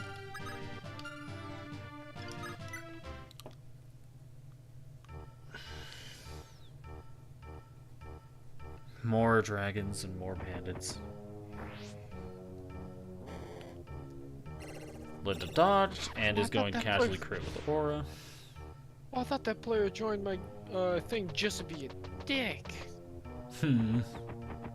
I thought somebody joined my thing and they started attacking us just to make sure we don't win the battles. I'm like, wow. He nobly did not. Well, that's better than if he did, at least. Alright, now as for how... Also, was his Pokemon attacking one of our allies. I'm like, why would you do this? I think the easiest answer is going to be having Linda deal with this. I'm just gonna hope beyond hope that these aren't going to spawn reinforcements, because that would be awful.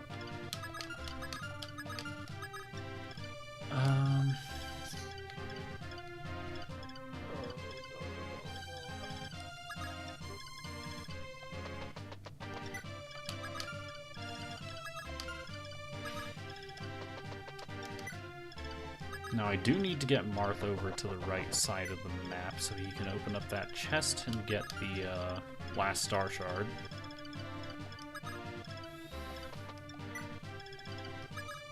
In the meantime, I need to make sure that nobody carrying a Star Shard dies. And the way we're going to accomplish that is a good question.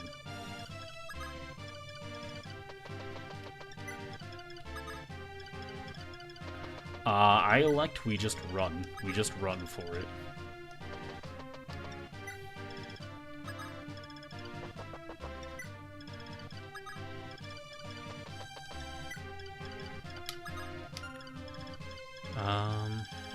Not seeing any other options.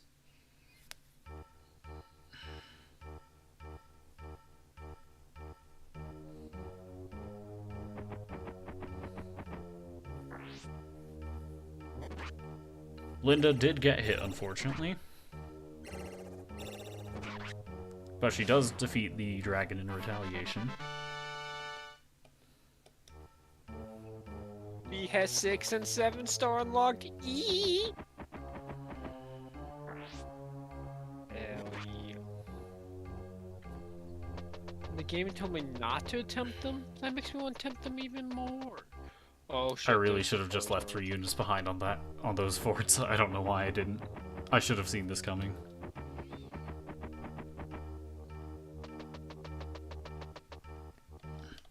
There's the Charizard raid. I don't even think I'm ready for it. Well, I'm gonna have to do some interesting maneuvers now. So first order of business is making sure Minerva gets out of here alive, because she's carrying the Dragon Killer, and I kinda need that. Second order of business is getting this dragon to attack from a fascinating position, which I think can be accomplished by just putting Marth on this fort. So with Marth being out of the way, I can move Minerva here. And with Minerva there, I don't know what I do. Alright. So, next I definitely need to heal Linda, because she's going to be the most useful person here. We're going to use the Relive Staff.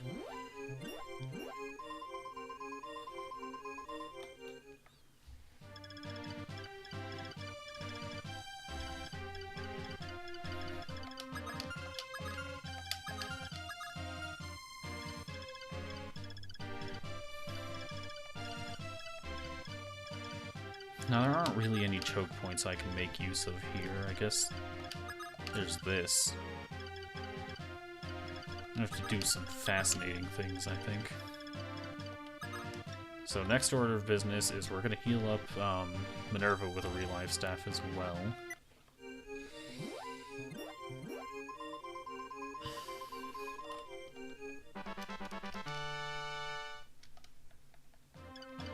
Now we're going to put Linda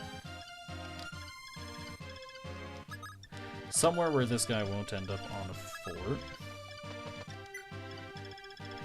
Now, as for the rest of these people, I don't know why these guys all have devil axes. I mean, I know why, but why? So, we need to find a way. Alright. Everyone here will survive an attack from the Manic Heat. With the exception of you, Bello. I really don't know why I brought him along. I thought it'd be funny, but I think I was wrong.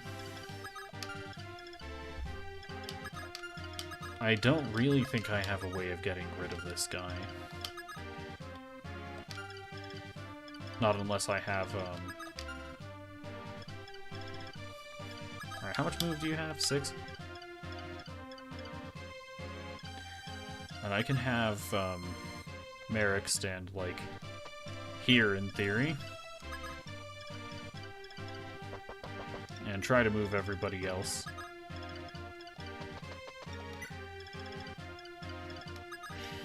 This dragon's gonna be a problem, easily. Cheetah. Sirius is just gonna get as far back as he can, and Castor is also gonna make sure he's out of reach. More reinforcements. That one's a dragon.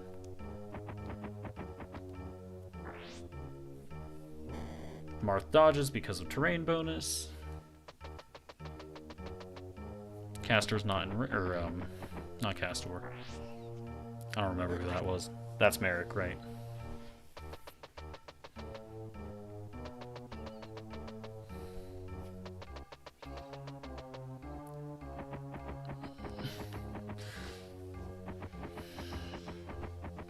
Oh, this is a rough one.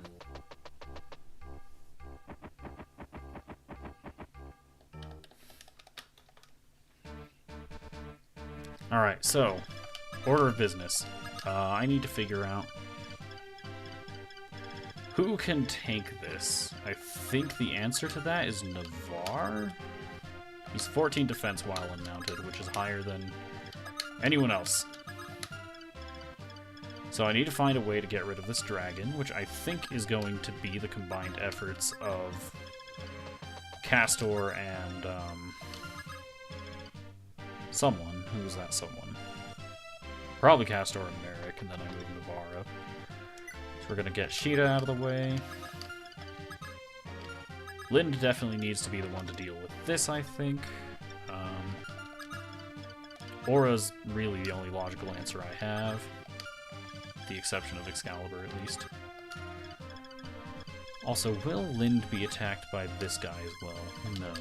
Perfect. Alright, so Lind can go ahead and move here, attack with Aura. She's running out of uses of Aura. This is a slight problem. Alright, so then we can go ahead and... This dragon's not going to be able to attack anyone next turn, so if I could just remove this one, we're set. So, Castor is going to use the Parthia. You're getting crit. This is fine. Dang, Parthia on its own killed that, huh? Fascinating. Anyways, now Merrick is going to... This Brigand has 0 attack speed, so this is fine. How much resistance? Also 0. So Merrick's just gonna go ahead and chip this guy with Thunder. Now we're gonna install Navarre on this choke with whatever weapon can defeat this guy. So we need a hit of 20 might, which is exactly how much this steel sword has.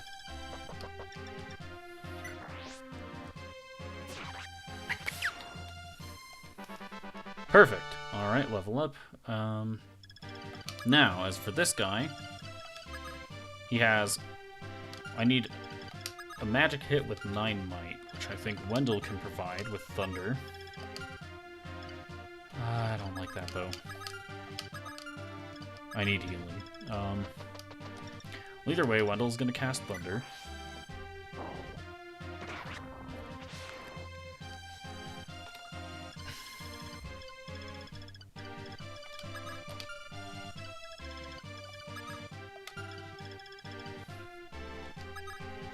Martha's gonna bait this dragon. And now, as awful of an idea as it is, if anything ambushes me from those left 2 forts, we're done for. But Ubello specifically is done for. And possibly Yumina. No, we could put Pala there as well instead.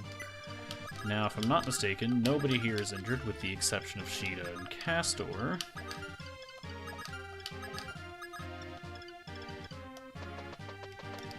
So we're going to get Minerva in position to intercept that dragon. Yumina is going to heal Castor with the Relive Staff. Actually, nothing's in danger of attacking him. We can take our time and use the Live Staff.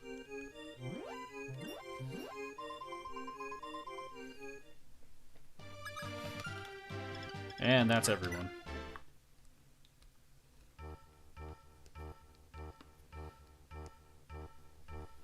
Can you stop? Alright, well, Marth's gonna draw this guy's attention. Hello. The answer may surprise you, but it's no. The answer was indeed no. Oh yeah, return, by the way. Forgot to mention that. Aye. I am dealing with some fascinating difficulties. So I just realized that person with the shiny Charizard was actually legit. He didn't hack. I guess once you get the Charizard from Raidvent, you can just start hatching him for shiny Charmander. Yeah, that would I didn't think about that, so I'm like, no, man, that person was legit. This is the perfect IV Charizard you get too. So breed it with a good, breed it with Ditto with pretty good IVs, and you might get yourself a pretty damn good Pokemon. Checks out. Alright, so, the Oratome is rapidly running out of uses, which is a problem, because that's currently my main method of dragon slaying. That being said, we can work with this. Wendell just needs to pick off with Thunder again.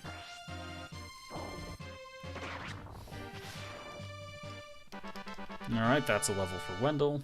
Not that he particularly needed it. Anyways, this is a slight problem.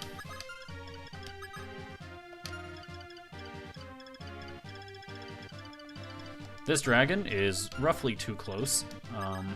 You need to back up. Who can hold this choke point? Sirius. Alright, so Minerva is going to draw this dragon, I think. Ubello needs to stay there. Pala is going to not do what I wanted her to, actually.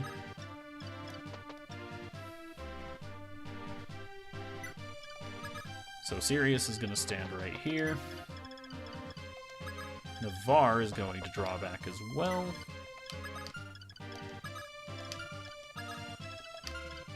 If I put Castor right here...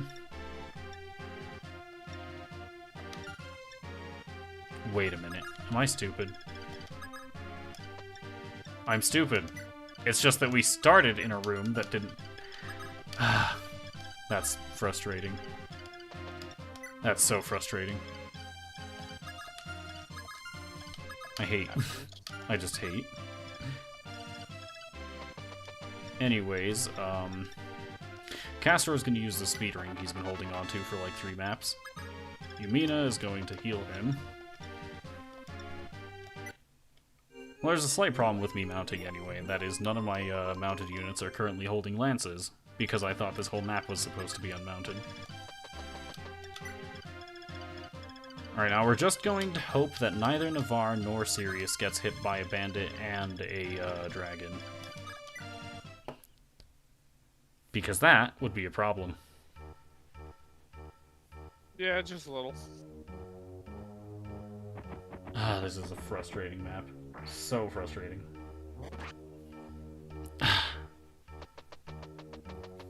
Alright. Come on, Sirius. You can live. Alright, he just needs to dodge the dragon. Easy enough.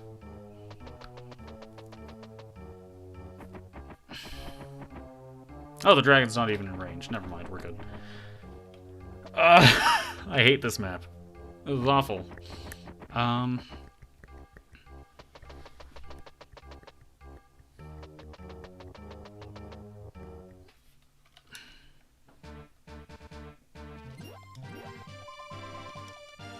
Alright, so Martha needs to go ahead and pick up that star shard in the chest.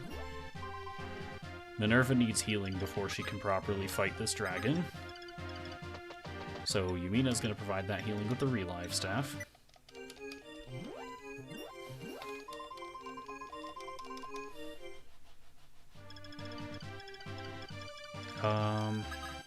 She will not be in range of the other dragon.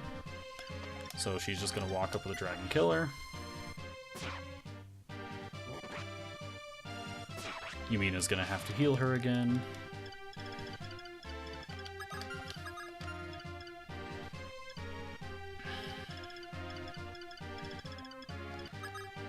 Man, I hate the fact that Manakets just ignore all damage. Like, or all defenses. I don't know how Nice to handle defenses. this. You don't need these anymore. 14. Alright, Sirius can actually gain defense by mounting, so he needs to do that. Yeah, he's much bulkier with his mount active. Same with Palla, who won't be able to attack in retaliation.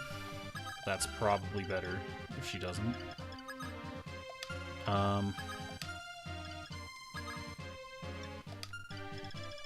Alright, can this dragon reach some not very... Those are some not very helpful positions that dragon can reach.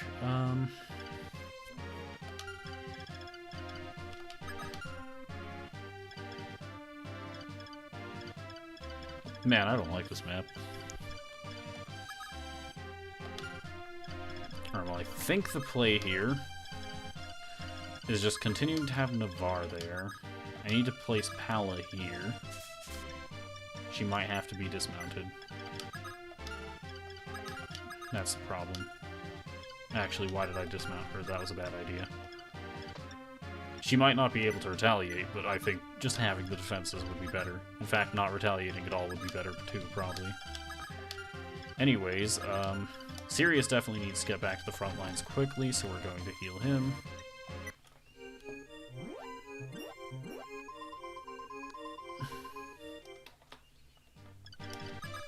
Ubello's gonna hold this fort, because frankly he's not gonna be doing much else this map.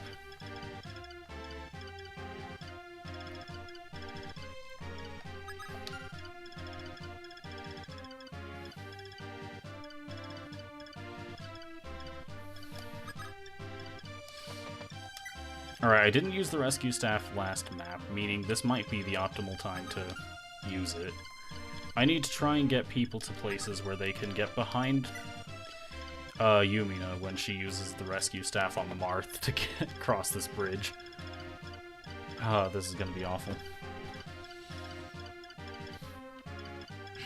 Alright, I'm ready to lose either Palla or Navarre. I hate this map so much. Alright. Wendell can't reach Minerva to heal her, so he's gonna heal Linda instead.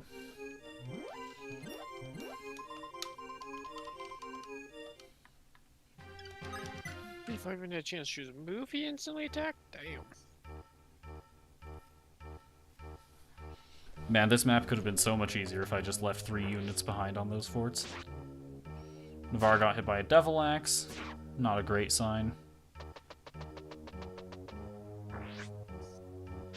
Palla did dodge her Devil Axe, at least. Come on, Navarre, you can do it. He didn't do it.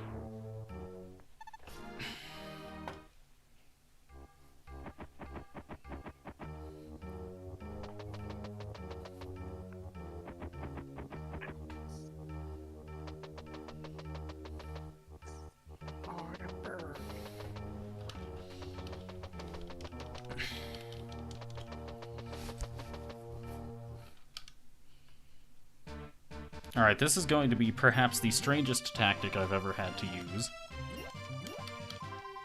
In fact, I have no idea what's going to happen here, but I need to first heal up Minerva.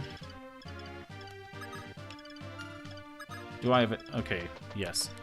Alright, I'm gonna use the Relive Staff. I don't see why not.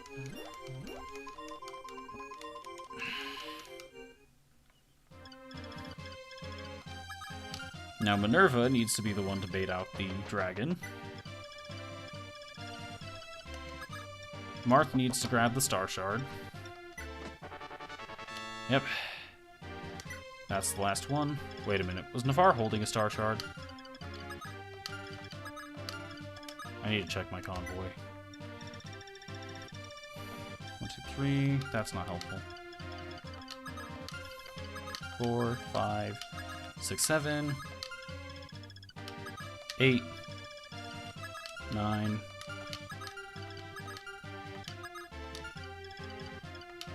10.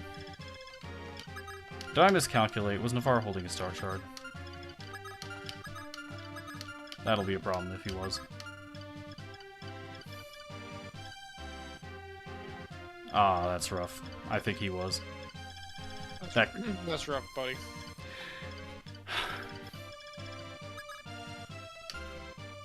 Well, either way, I need to figure out how to get out of here as quickly as possible. And my options for doing that are not great.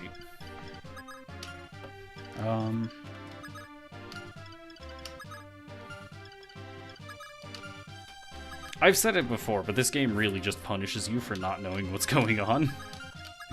And while that could be said of any given strategy RPG, I think it's really the case here. I missed.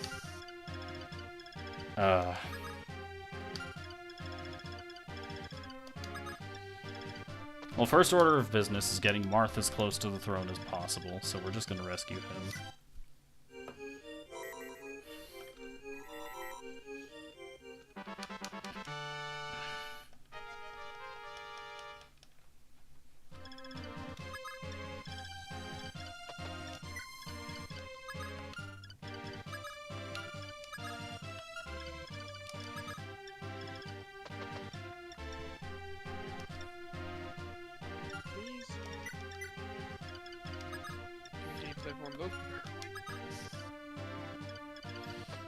Nobody is in a great position here. I'm gonna have to make some sacrifice plays, and I don't like that, but it's gonna have to be the way. Yes, I won against the Charizard. Yes! I might lose Linda here as well. I'm losing everybody here. This is gonna be a problem. My boy! Man, if I just knew those 3 forts would be causing trouble. I'm gonna catch him in a Premier Ball.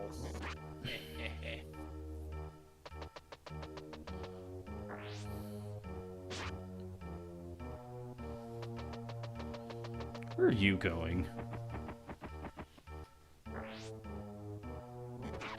Well, that's Paladin, I think. Yep, we're not getting the Star Orb, which is a slight problem for various reasons.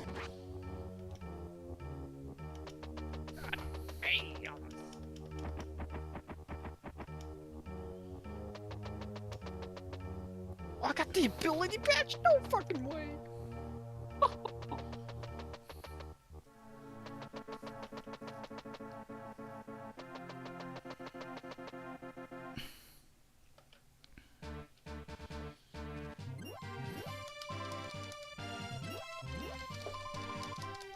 Alright, losing Pala is about the hugest loss I could possibly have.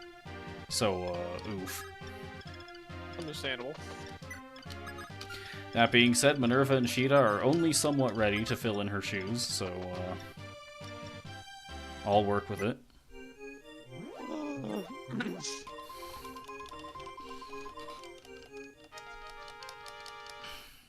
A perfect IV modest nature Charizard with solar power as its ability. Oh, it's so beautiful. Beautiful. Alright, Minerva, you're gonna have to deal with this Manakate. And she does so just fine.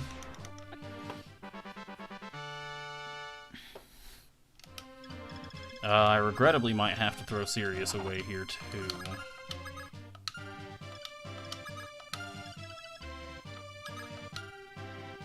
Hold on. How can I make this work?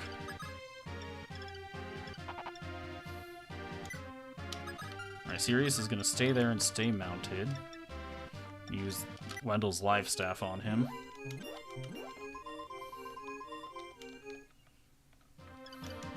And Merrick is going to get out of here. And Castor is going to stand on this fort. Marth needs to be poised to seize next turn. And this is going to be awful. I'm probably losing at least Sirius, possibly also Wendell.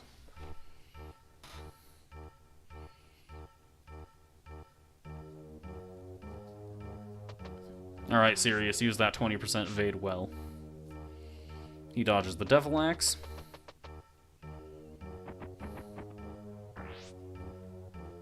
He dodges Manakete 1.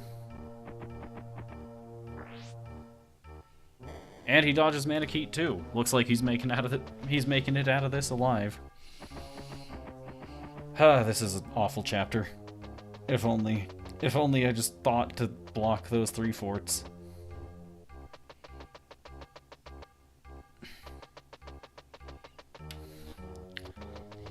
Well, the loss of any star shards Navarre was holding retroactively makes the whole point of getting the one in that chest completely worthless to me, because I needed all of them. Now I can't make the star orb, which is going to be a huge problem.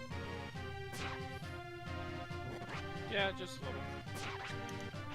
Yeah, I'm not gonna lie, I don't think this run's making it to the end game. And if it does, I don't think we're completing the game. Either way, we just need to get out of here. Shane, where were you? I needed you. This isn't true, actually. His copy doesn't take max health as well. So, he would have been one-shot by a Manakete anyway.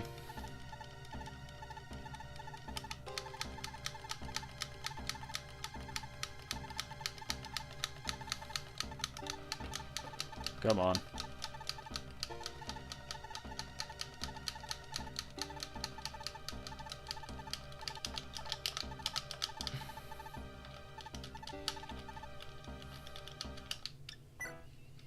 Alright.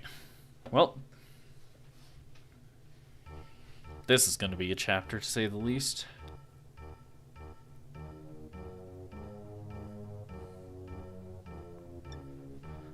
Alright. First off, who can I bring? 11 people.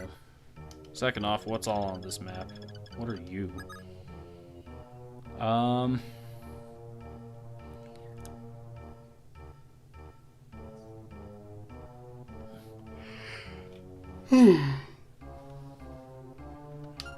have no idea what kind of dragon this is.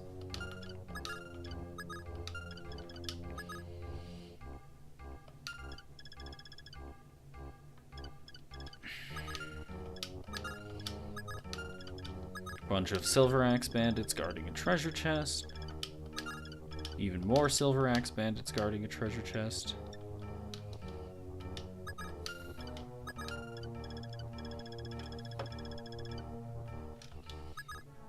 Thief with a Devil's Sword.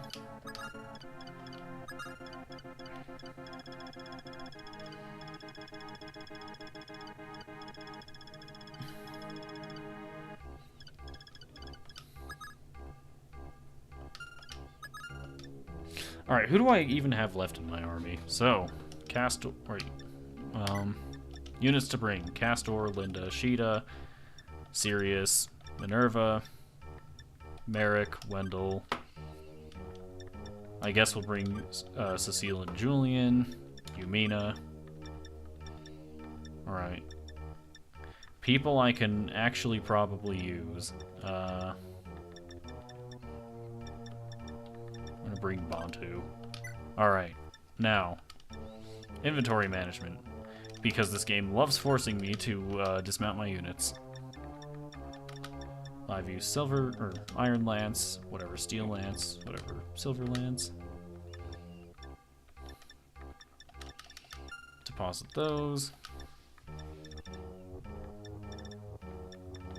Steel Who's the Lance. cheater cougar? Silver Lance. What? Ah, in the Discord. Are you done with your stream now? No, I've got another hour. That's right. Time difference. I'm retarded. Hmm. However, I will say I do think the run is dead at the very least. Regrettably, I don't think I was able to, I don't think I was able to secure the most important item of the run. And as a result, I think the run's dead. Checks out. And not only is the run dead, but several people are also dead. Turns out this game really hates you playing it blind. Several people, actually. Wait, what? Define several people. Let's see. Over the course of since the stream started, I failed to recruit a unit, a mage named Arlen, because I think he just straight up killed himself because he accidentally fought Merrick, who crit him in response. So I failed to recruit him. On the previous map, I lost Navarre, who was doing pretty well. There were a ton of reinforcements that I did not know about, and as a result, over the course of several agonizingly slow turns, he died, and with him lost the star shards he was carrying, and as a result, I will not be able to get the star orb, which is basically required. On that same map, I also lost Pala, who was single-handedly the most important unit of the run at that point. So that was painful. But yeah, I'm not getting the Star Orb, meaning I'm not getting Tiki, and also meaning I think Falchion is the only weapon that can harm Medius. Which I'm not even sure if I can get Falchion without the Star Orb, now that I think about it. You've had a hell of an evening, I can tell. See, the problem is, FE3, it's not that difficult of a game. The problem is, it has a lot of information that it just kind of expects you to know. And, naturally, playing this blind and in a language I can't read, not super conducive for that. So, yeah, that's how the run's going. Not super exceptionally well.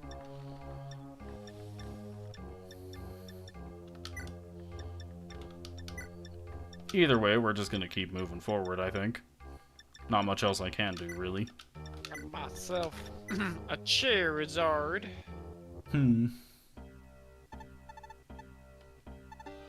Feels good. Feels good. Da, da, da, da, da.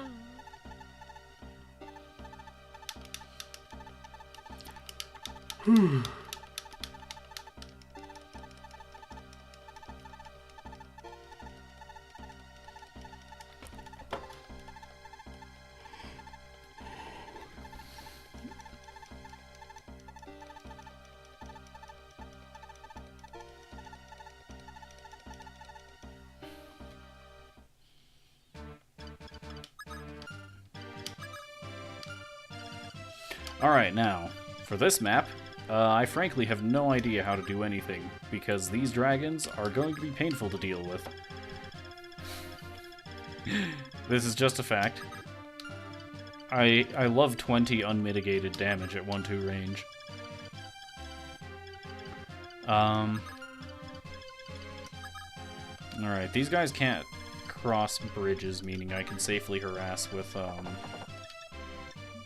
know ranged what? units. Fuck it. While there's like several golems, several Geico lizards, 3 scavengers around, fuck it, we'll spawn the boss.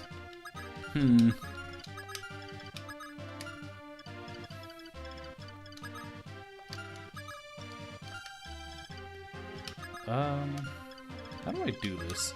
This is gonna be a problem.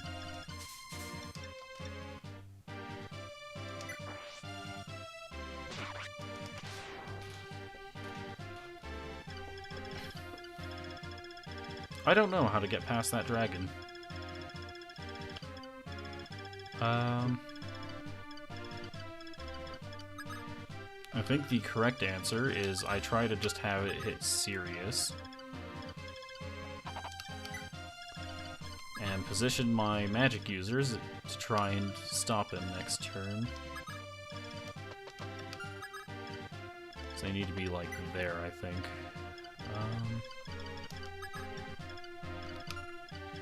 That's as good as I'm gonna get, I think.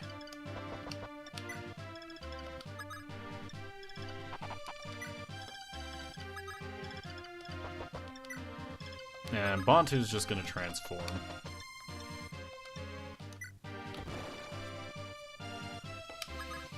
Can't imagine him being of much use here.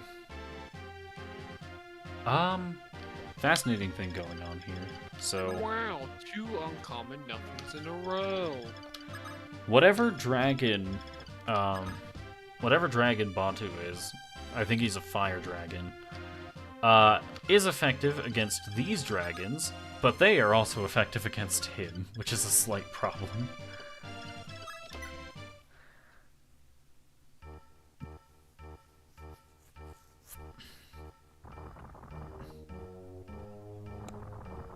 How do these things move? You know, this is going surprisingly well considering I haven't killed any of the other mini-bosses that are around. I'm not dead yet, which, I mean...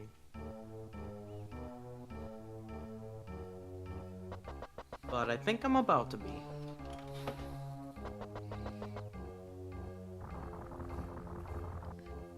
Alright, so this dragon does indeed try to hit Sirius and succeed.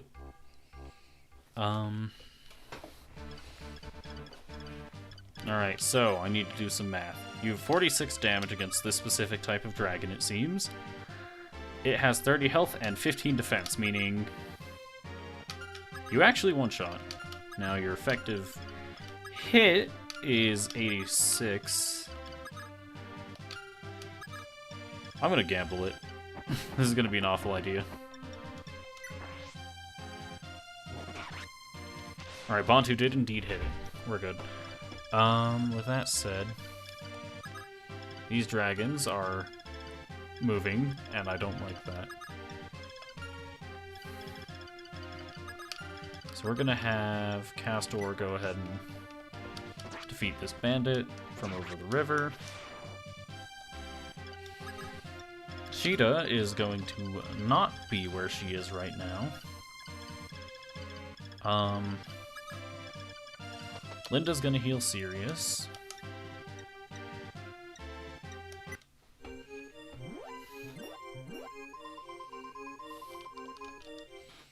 And Sirius... How much damage does he take? So 15... These guys have 26, 26, and 26. So he takes 11 damage from each of them. He's gonna go right here.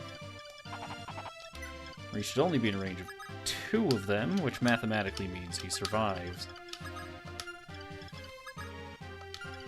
Yeah, that looks fine to me.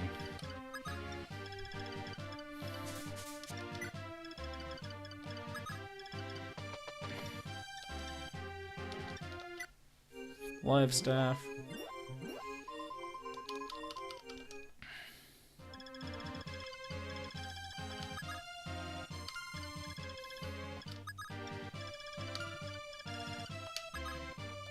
Now, Cecile isn't super suited for combat, but she does survive a round against this guy, so we're just gonna place her right here and hope that she can actually hit.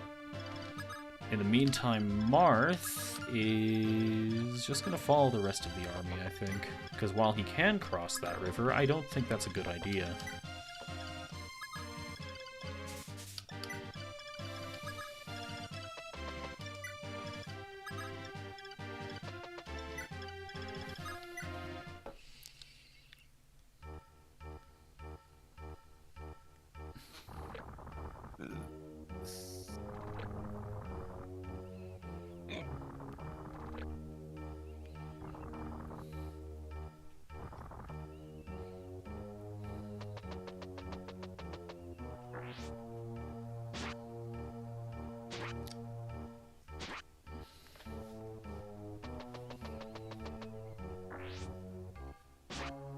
Sirius did indeed survive the 2 hits he took.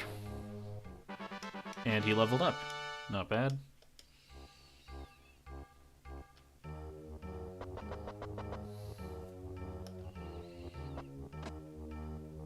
Alright, what did that thief end up taking? He has... Thief? I think he took gold, and I might get that if I kill him, but I'm not sure. Because he doesn't have an item in his inventory. So what we're going to do first is Merrick is going to go ahead and chip this guy to defeat him.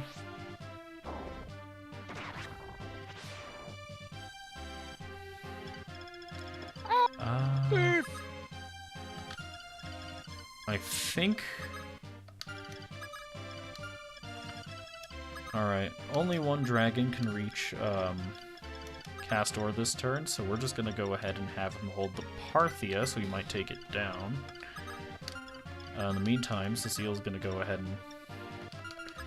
Alright, how does she perform against this thief? He has 2 attack speed and 4 defense, meaning...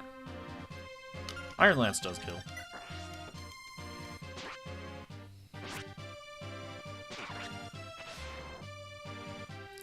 Alright, that's fine. Now, Miss I need Joy, I don't know where to go. I got nothing for you. Damn. I need to heal Sirius.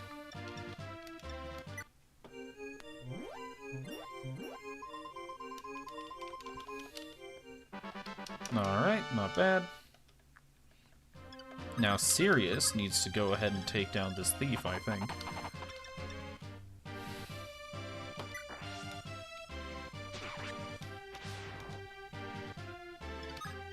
Now if I check my convoy, I'm pretty sure he was holding gold. Now Sirius should be set to deal with this guy on enemy phase, and even though he won't kill, he'll come close, and someone else can do it, I guess.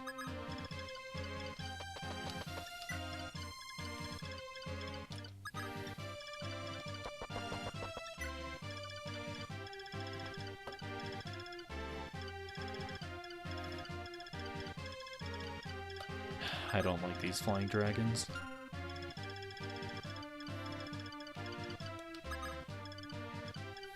Flying dragons are your friends. No, they are not. They deal 16 unmitigated damage from like 14 spaces away. They also have a huge amount of health.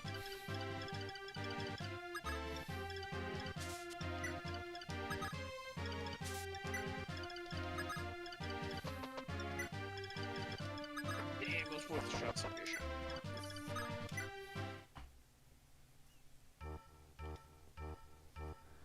Oh no, where are these coming from? Okay, there's just Where one was from one? that fort.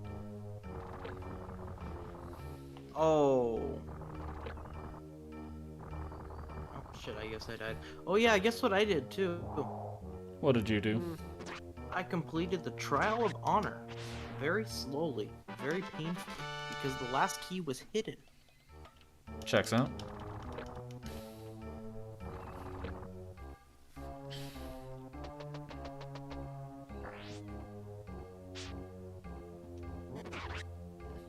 Alright. Bantu got him good. Now, to figure out what the heck I'm doing here.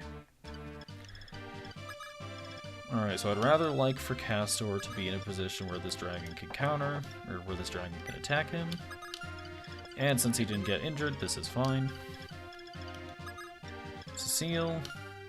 Well, first we're gonna move, like, Merrick or someone. Now Cecile can come over here. And I'll deal with healing her next turn.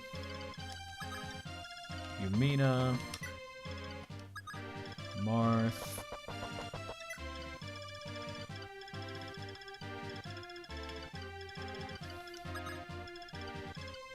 Sheeta. Alright, let's make sure I don't, like, accidentally aggro one of these.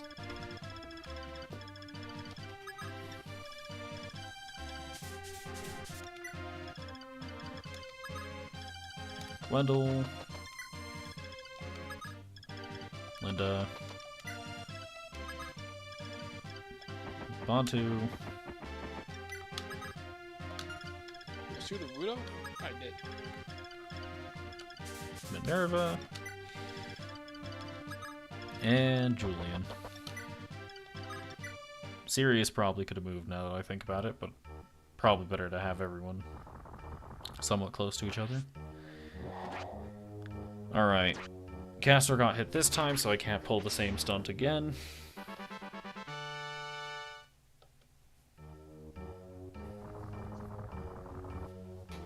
Oh, this is not a great place for them to be going, is it?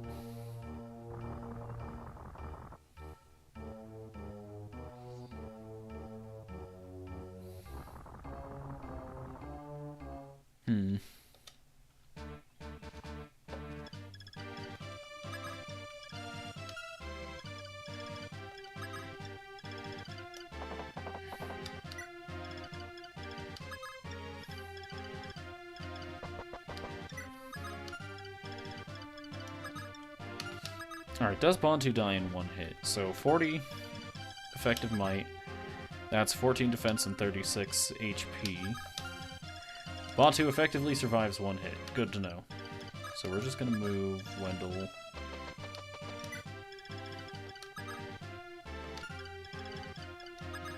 Bantu is gonna go right here.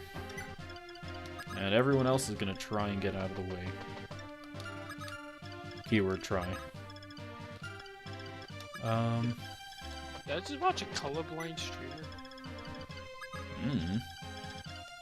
I was watching, well, okay, not streaming, but I was watching a clip of someone missing the first shiny in Pokemon Scarlet and Violet. They walked away from a shiny Lechonk that is pink. And he's saying, why does shiny Lechonk look like the same color as Cottony? I'm like, they're not the same color. Fascinating. I think he meant to say Hoppit.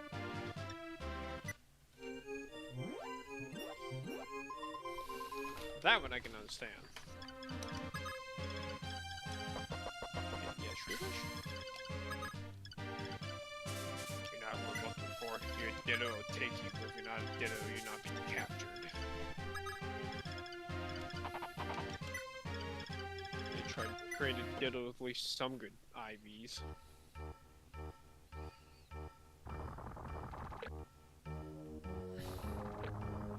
Fuck you, Ditto! I was correct about Bantu surviving a hit. Good to know.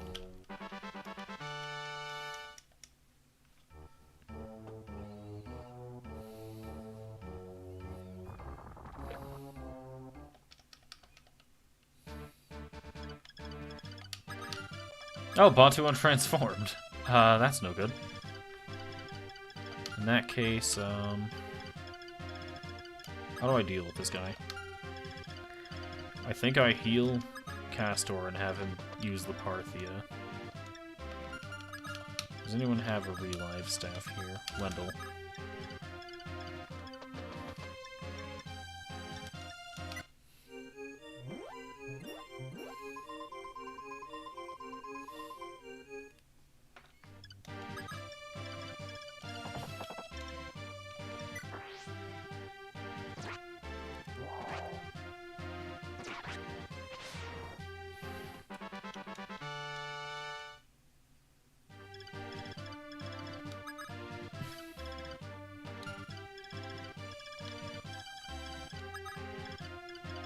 Now Yumina can heal him with the live staff.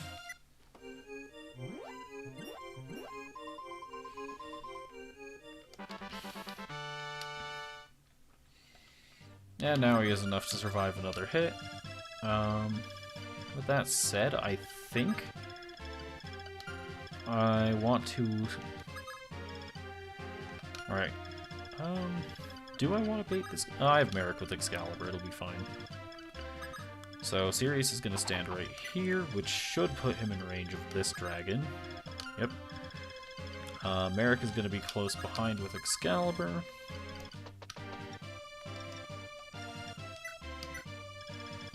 Now that I think about it, realistically I should just put Merrick with Excalibur there instead of baiting with Sirius, but it doesn't matter.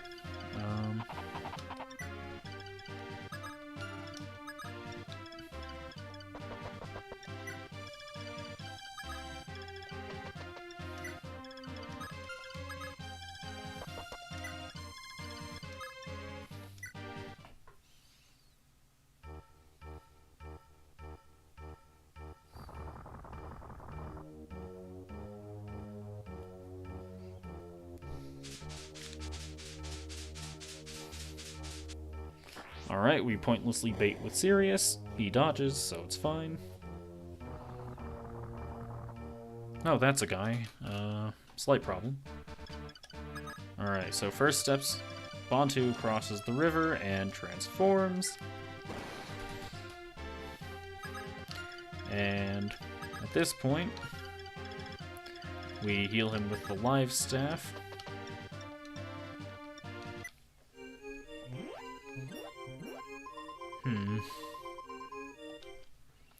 And I don't think he survives his next hit, so he takes 40 effective damage and has 14 defense. He would need 26 health to survive, so oddly enough, he does survive the next hit.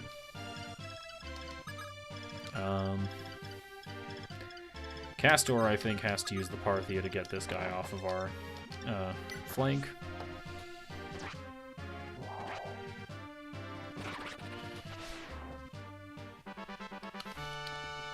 Alright, level up. Still not sure what stats were gained, but at this point it doesn't really matter because he's maxed speed and skill, is pretty close to maxing strength.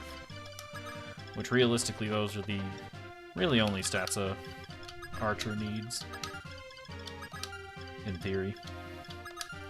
Anyways, Merrick is going to go ahead and take this guy down with Excalibur. I can't tell if he crit or if that was just straight up effective damage.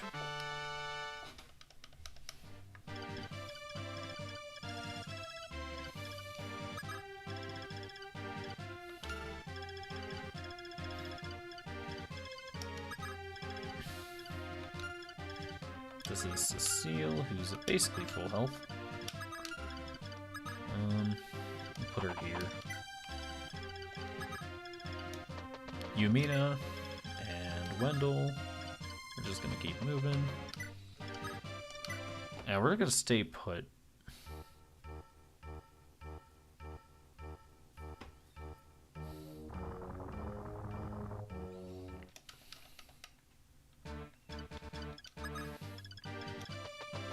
Yumina's gonna heal up Bantu one more time.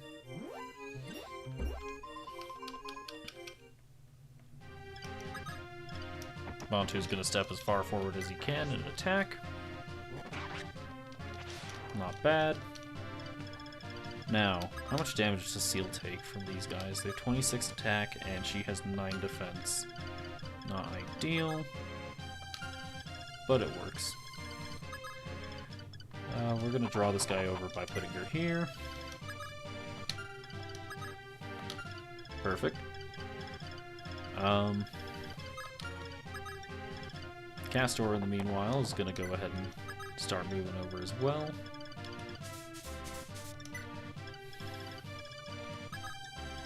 Minerva and Sheeta are gonna provide their support. Wendell's gonna heal Castor with the live staff.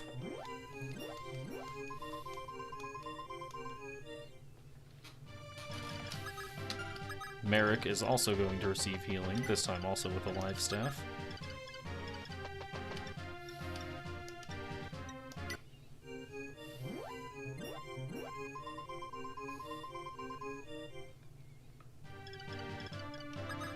Marth's just going to tag along.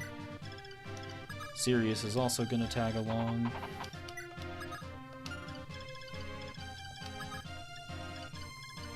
Julian's going to be somewhere, and that'll be it.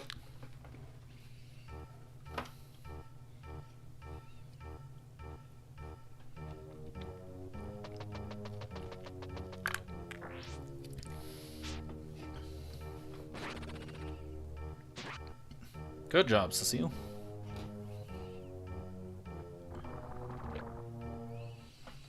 Having dealt that kind of damage, let's see, how close do you... How can we bait you? I think the answer is not this turn. Alright, Merrick's at max. Alright, anyone injured? Castor. Castor's injured. That said, I think we want Bantu to get this because he might actually be significantly more useful for me than I realize. And never mind, he's not getting that, so we're just going to go ahead and give it to Cecile like I had initially planned.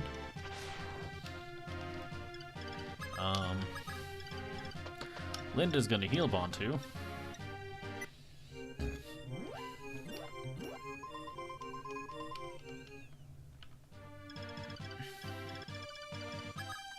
I think Sirius is just going to take this guy out.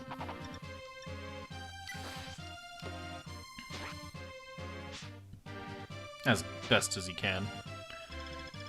Let's see. Are you being baited over this turn because of Sirius? No, you are not. So we're going to go ahead and give Sheeta what remains.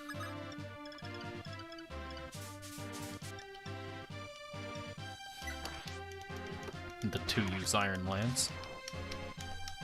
Certainly not a mistake.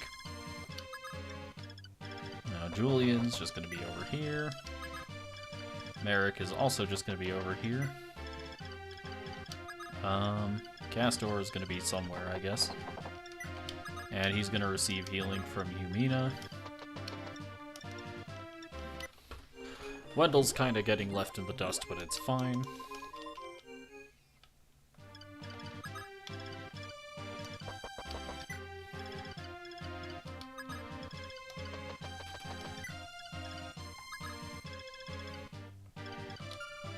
I need to do some...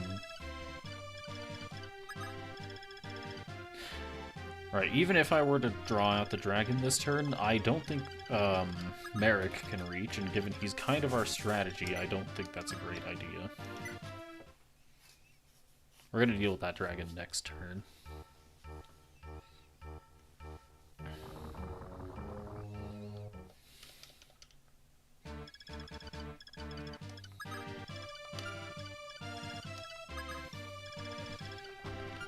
Alright, I can draw this dragon over to here.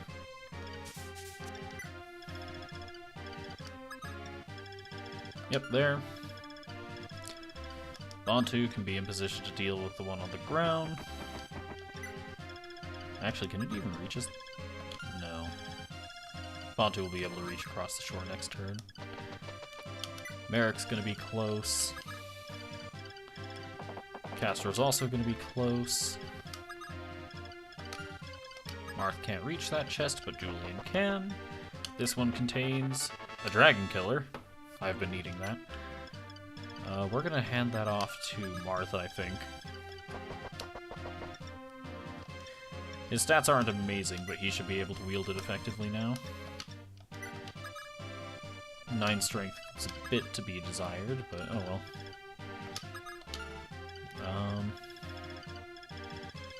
I guess we just move everyone closer.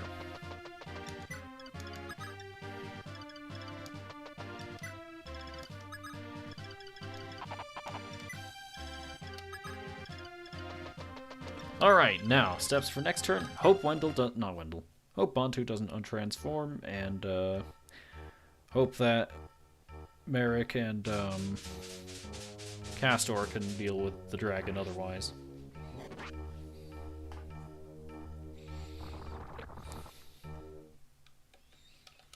Alright, now Bantu is going to go ahead and deal with the one across the river.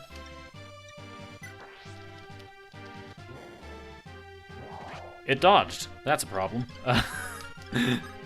Yikes. Alright, Merrick's going to use Excalibur. Alright, that's fine. Now, where's Minerva? Minerva's the one who baited. Not a great sign. So,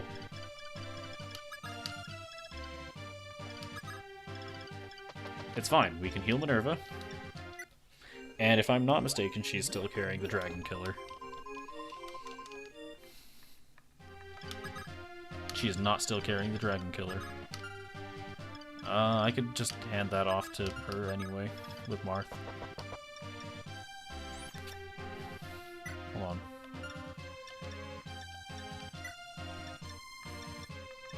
Yep, take the Dragon Killer, and Marth is gonna go ahead and Convoy, take take the 2-use Dragon Killer out of the convoy. He's gonna equip it himself. Now, Minerva can go over, dismount, and use the Dragon Killer on this dragon.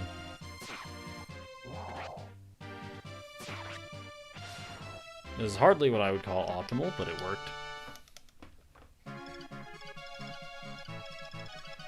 And now all that's really left is for Marth and Julian to deal with this chest, which is going to be annoying to deal with. Huh. Who would have guessed? Alright, well, Sheeta's going to prepare to cover this fort, just in case another one thinks of popping out. And Julian's going to prepare to walk across that.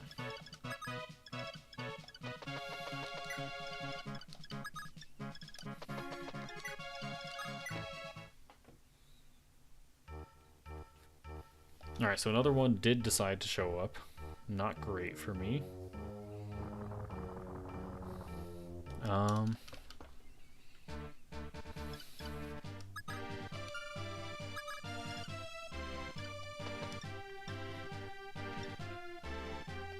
Montu's gonna transform once more.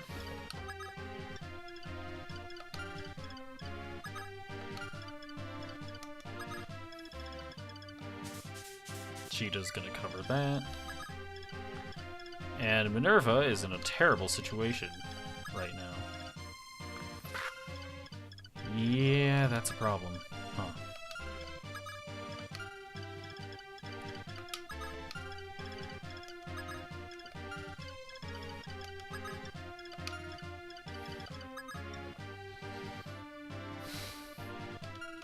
Man.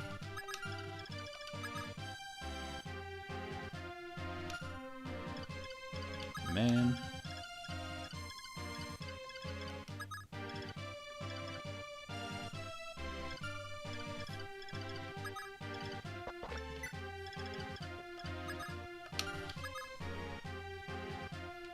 Well, the way I see it, right now, her best odds of survival are regrettably, she can't get away because she's currently dismounted to use the Dragon Killer.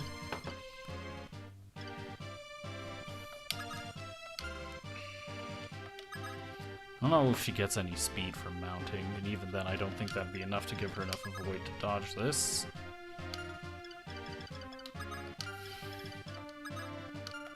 That sucks. Do I have any other people I can just kind of use for a sacrifice play? No.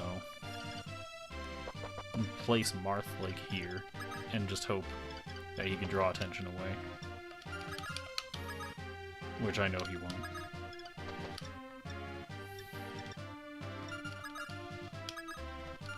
Man, will I ever get Minerva to survive any of these? Well, she's gonna mount, she's gonna gain some avoid, and I'm gonna hope that she dodges this, like, I don't know, 55 she's gonna face? Because if not, then she's dead.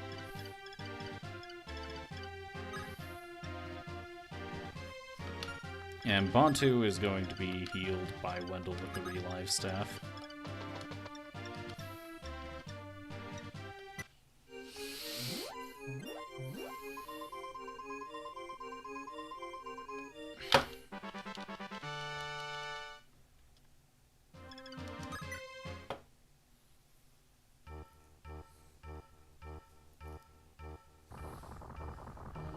I don't know why I didn't see this coming.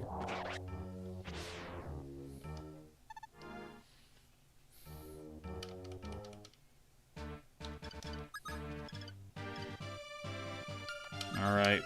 Bantu, hit it this time, please, I beg of you.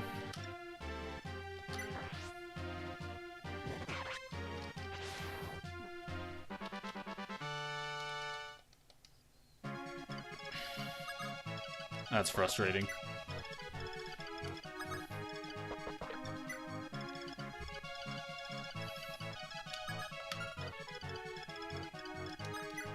I'm not seeing much value in moving anyone else at this point.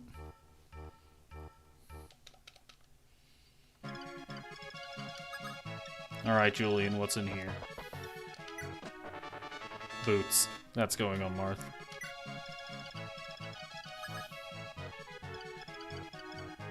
Bantu can cross rivers when he's untransformed, but not when he's transformed. That's a slight problem.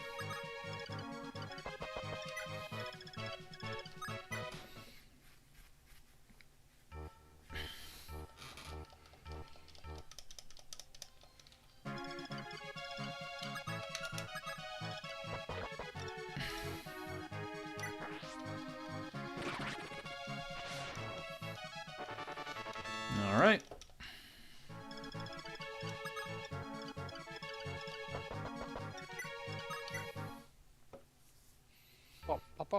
Before we move on to the next map, I'm having Marth use those boots.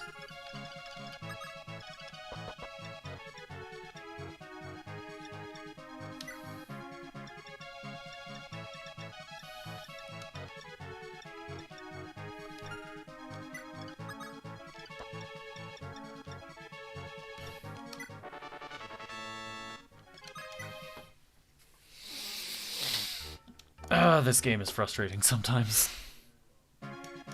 When you don't have the knowledge, it's rough. Knowledge. Yeah, I can imagine a blind playthrough just going horribly wrong in every aspect.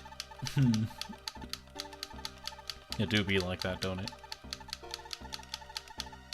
Even better is I can't actually read 90% of the text. All I'm gonna say is I have my reasons for having failed this Iron Man.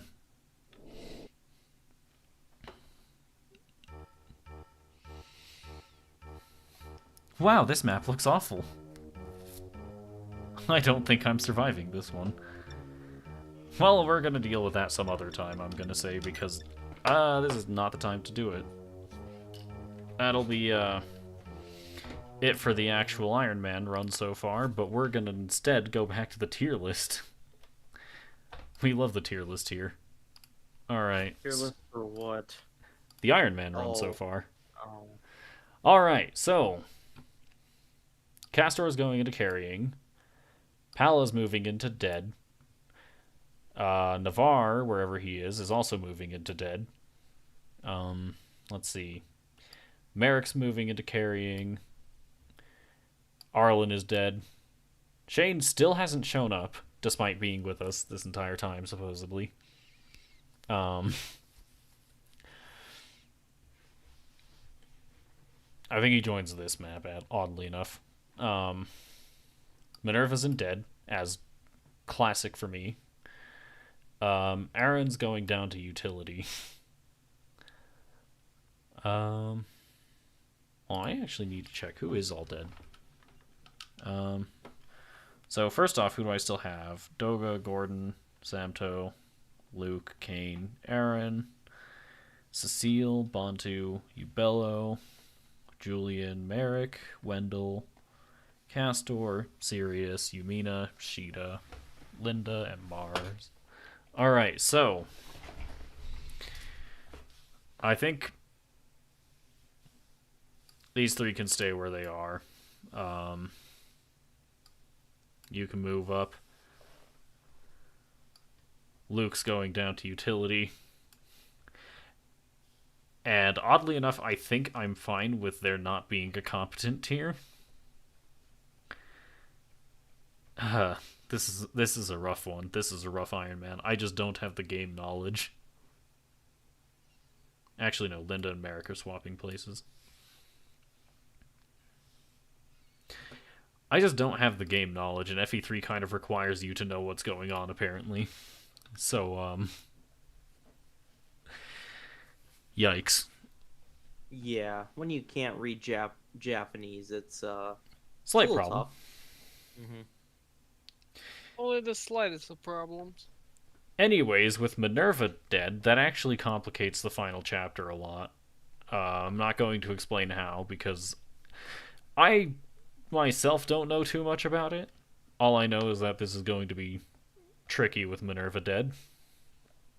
Anyways, I can also tell you that Astrum, when he joins up, is also going to be in dead tier because George is dead, and George is required to recruit Astrum. We're going to get to that some other time, though. Anyways, yeah, this is the tier list. I have some people who are carrying, some people who are pretty good, some people who've done stuff over the course of the run, some people who haven't, and some who are dead. Classic maneuver, really. Anyways, I think that'll be it for today. Thank you all for watching. I appreciate you being here. Tune in on not Wednesday, what? Tune in on Saturday as I do something, not quite sure what yet. On Monday as we go back to some more Live Alive. Probably finishing the Wild West chapter and starting up a new one. Wednesdays I do some more Ori and the Will of the Wisps, and Friday as you watch this run come to a tragic end. Probably. Either way, thank you for watching. I appreciate you being here, and do my co-commentators have anything to say to the people at home? Nope. Alright, I'm gonna... Not really, no. Alright, in that case, see you some other time, I guess.